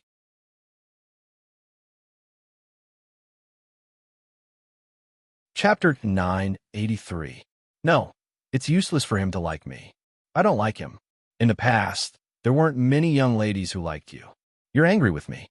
It's not like I can control who he likes. Sheng Xiao took the opportunity to pinch her face. Don't smile at other men in the future. It's scary when a man's vinegar jar is overturned. Mu Qiqi ignored him. After her daughter fell asleep, she asked, "How has Grandpa been feeling these 2 days? Is Second Aunt okay?" The news about the Shun family is all over the place. I don't know if the old man can get over it. Changing the topic? Mu Qiqi couldn't be bothered with this man. She placed her daughter in his arms. I'm tired. It's your turn to coax me. Sheng Xiao returned his daughter to Mu Qiqi. Taking advantage of Mu Qiqi's puzzled expression, he pulled her onto his lap and sat her down. You coax little Qi. I'll coax you. Then how are you going to coax me? Sheng Xiao turned her face and kissed her thin lips. I'll coax you like this. Little Qi watched her parents get intimate with each other with her sparkling eyes. On a cold winter night, it was best to warm up a little wine at home and drink with someone. Song Jiang and Song Boji were like this. This small glass reminded Song Jiang of when he was young, drinking with his father and brother. When I see the Shun family disband, I'll go to their graves and have a few drinks with them. Song Boji held his wine glass and looked at his father. He remained sober. Do you think the Shun family will disband? At the very least, they'll have to live like rats on the street in the future. Song Boji still smiled and clinked his glass with Song Jiang. That's indeed worth celebrating. Just as the father and son were drinking, the second son of the Shun family was taken away for questioning again. Moreover, he was taken away in front of old Master Shun because there had been new developments in the case. The secretary had been found to have a problem. Although the secretary had repeatedly assured the higher-ups that this was his personal problem and had nothing to do with the second son of the Shun family, the second son still had to face a detailed interrogation. At this time, you couldn't make the slightest mistake. Otherwise, all the past would be dug out and you would be questioned. Dad, think of something. Huang Yu panicked. She didn't know if her husband would be tortured and extorted a confession from her husband. Grandpa Shun held Huang Yu. He seemed to have aged a lot overnight. Don't worry. He will be back tomorrow morning. If that scumbag Song Jiang was standing in front of me, I would definitely kill him. Shinlin might have heard that something had happened to his father, so he took leave from the army and came back. Perhaps Huang Yu would be happier to see her son. Song Jiang had indeed prepared a second bullet for the Shun family, which was that woman. She would lie about being second brother Shin's mistress and drag the entire Shin family into the mire. Because Song Jiang had her son in his hands, She had to do it. Song Jiang only gave her a few days to settle her daughter down. So tomorrow was the deadline. If she stood out tomorrow and slandered the Shun family, then one of the three of them would survive. If she did not do so, then all three of them would die. This was exactly what Tang Yin had predicted. Although the police had found the approximate location of the mother and daughter, they did not know the specific environment of the residential area. However, before the police could take action the next day, in the middle of the night, the woman took advantage of the fact that there was no one around to send her daughter out of the residential area. This scene happened to be seen by the people sent by Shang Xiao, and they immediately informed Lin Muan. Tang Yin ordered to arrest her directly because that woman was a criminal herself. This was Lin Muan's first time taking action. He was originally lying on the chair in the tea house and prepared to make do with it for the night. Who knew that this woman would be so restless? In the middle of the night, she got rid of the people who were watching her and ran out. For men caught a mother and daughter, so the woman naturally had nowhere to run. What are you doing? I'm going to call for help. Lin Mu and looked at the mother and daughter in the corner and quickly took out his identification. Police. Then, the mother and daughter were brought back to the police station by Lin Muan. This was probably what they called wearing out iron shoes in vain. Tang Yin thought that it would take some effort, but who knew that Lin Mu and would be so lucky? Wasn't a hungry wolf waiting to be caught? So, Tang Yin planned to interrogate the woman at night. Lin Muan wanted to learn, so he took the initiative to stay and do odd jobs for Tang Yin. In the interrogation room, the woman was handcuffed and sitting in front of the table. Her eyes were dull. When Tang Yin came in, she suddenly stood up and wanted to pounce on him. What did you do to my daughter? We are the police. What do you think we will do to your daughter? Tang Yin asked. The woman was stunned. After a moment of silence, she nodded. I know. You will protect my daughter, but no one will protect my son. Let me out. Tomorrow is the deadline. What deadline?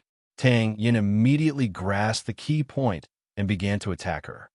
Madam May, you have to think carefully. The police are the only people you can ask for help, because we will not have any intentions towards you. The woman shook her head. It seemed that she was going to keep her mouth shut. I know what deadline you're talking about. Combined with the fact that your son is not by your side, someone is using your son to threaten you, right? I know you will definitely not tell the police, but don't forget that you are a wanted criminal. If you're caught by the police, you will never be able to go out and see your son again unless you cooperate with us. The woman clenched her fists tightly because she did not know what else she could do at that moment. It's fine if you don't tell me. I will hand you over anyway. When that time comes, everything will go according to the normal procedure. No one will listen to your story. Think about it carefully. After saying that, Tang Yin got up from the chair. Before I leave, I want to remind you where your son is now. Perhaps he is not safe. Her son was a string in the woman's heart, but Tang Yin pulled on this line of defense tightly and pulled at the woman's rationality at any time. Save my son, save my son. First, you have to tell us where your son is. In Song Jiang's hands, the woman had no choice but to tell the police the truth. He took my son away and threatened me to slander Mayor Shun.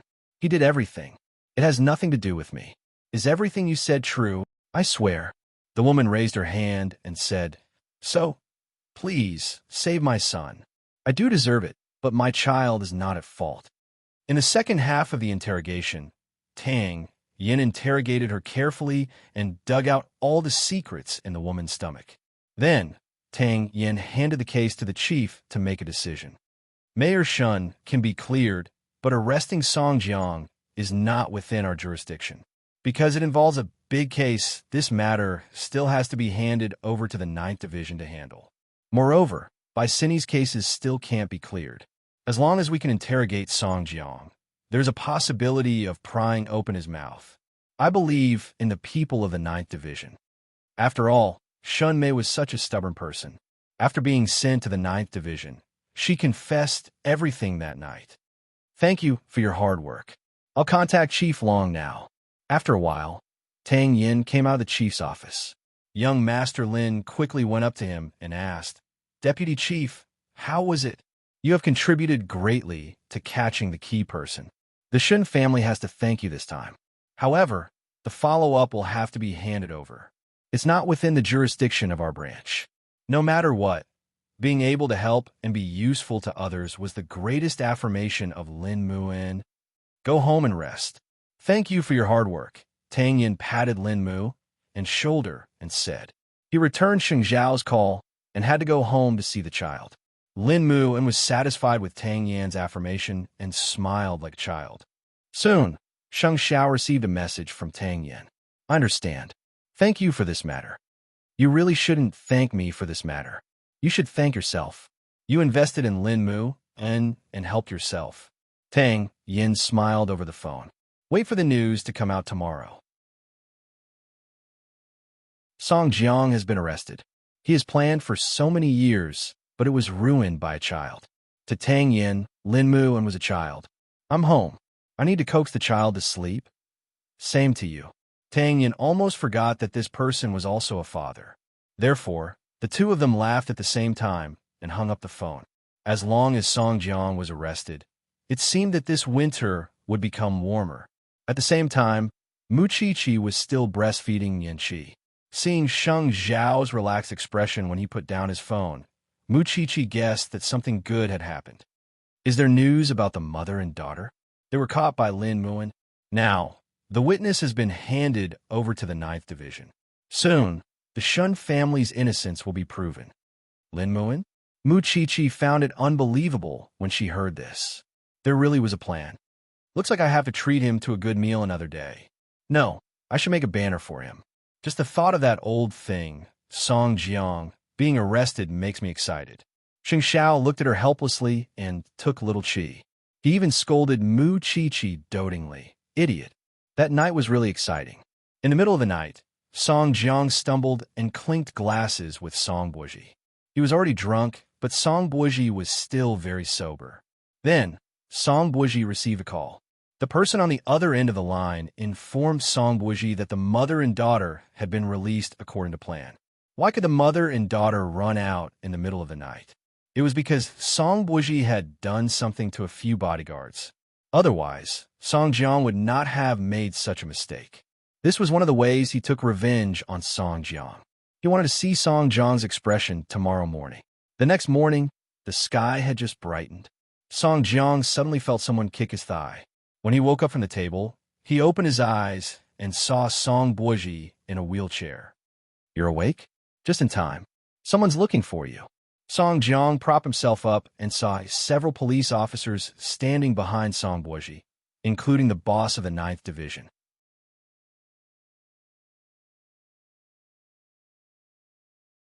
Chapter 984. Song Jiang had yet to recover from his shock.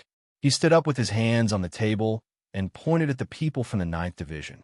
Are you here to protect us again? Don't you have anything else to do? We don't need you here. Get lost. Chief Long looked at Song Jiang mockingly, smoke coming out of his mouth.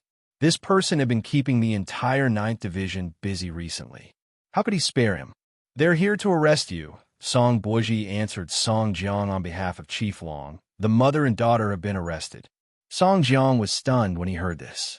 A moment later, he suddenly came to a realization. It's you. Your matters have nothing to do with me. Song Buoji calmly tidied up the wine bottles on the table. It's just that your wish to see the Shun family destroyed might be shattered. For a moment, Song Jiang couldn't accept the fact that Song Buoji had betrayed him. He grabbed Song Buoji's neck from behind. B** starred. You're a B** starred. How could I have such a son? How could I have a crippled son like you? In the relationship between you and Deputy Liang, the murder case you used Changrong Electronics to create, and the dirty deals behind J City. I've handed the evidence to the police. Song Buoji very calmly broke free from Song Jiang's shackles. I just want you to have a taste of being abandoned and betrayed. Don't you want to see the Shun family fall apart? Then I'll help the Shun family prove its innocence and help the Shun family prosper. I'll make you die with a grievance. He was clearly one step away from success, but all of Song Jiang's plans had been ruined by his son, his grand blueprint, his ambition, and he even felt that he would be able to achieve great things with Deputy Liang in the future. However, all of this had been ruined by his good son today. Do you think you can run away if I'm arrested? I was coerced by you from the beginning to the end. Which of your matters did I touch? At most, I seduced the little CEO of the Liu family. However, I only knew about your plans, but I didn't participate in them. Song Boji sneered. If that's the case, I still have merit for reporting you.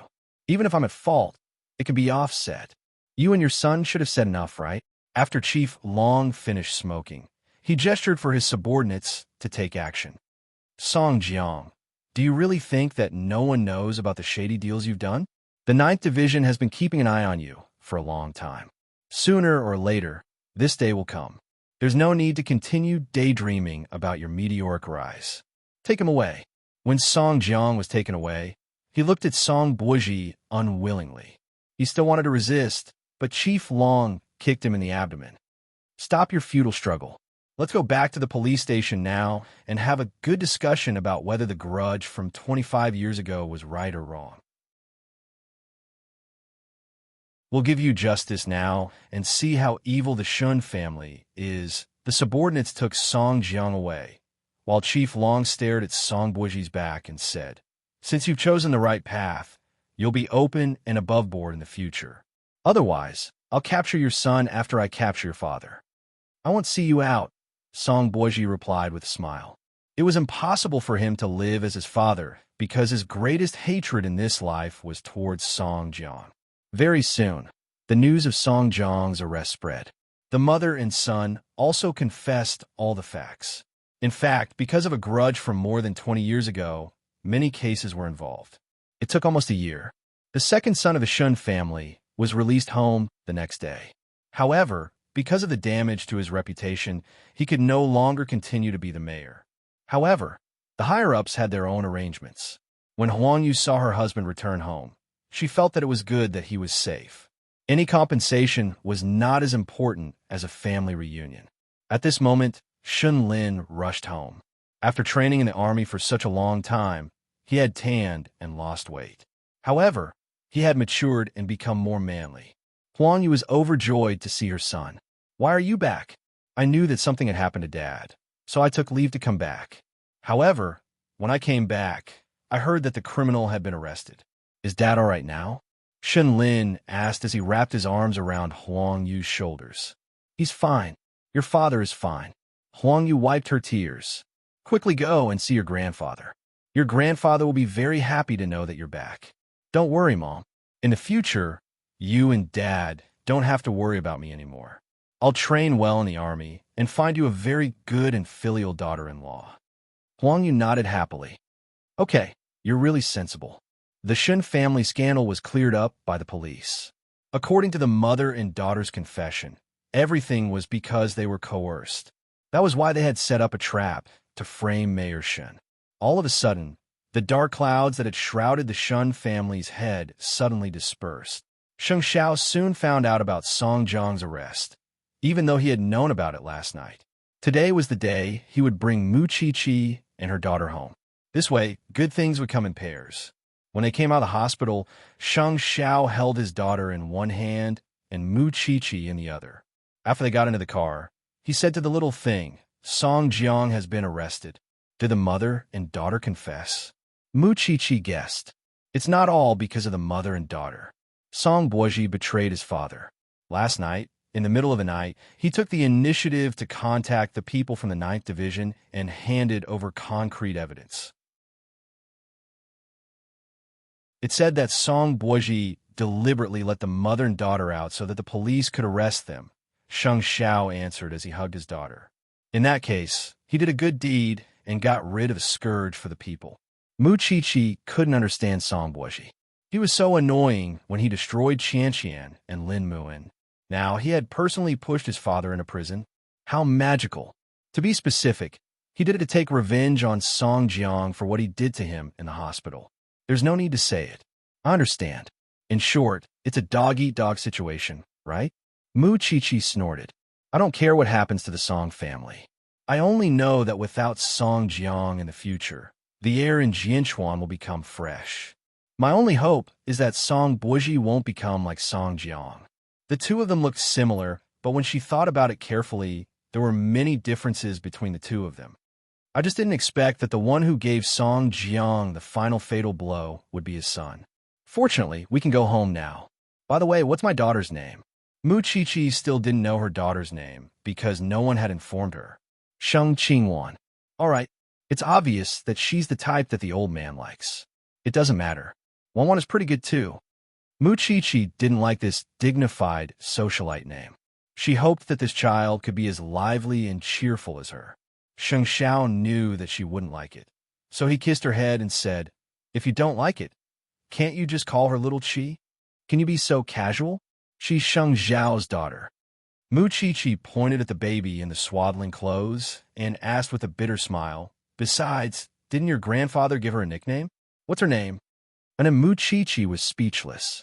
After a moment of silence, Mu Chi suddenly touched her nose and said, "Then let's call her little Chi. However, we can only call her that in private. Otherwise, that old man will be angry." Sheng Xiao was quite satisfied with his wife and daughter. So on the first day of Song Jiang's arrest, he brought the mother and daughter home. In the interrogation room of the 9th Division, there was a musty smell. Song Jiang knew that this was not an ordinary police station. Chief Long entered the interrogation room with the file.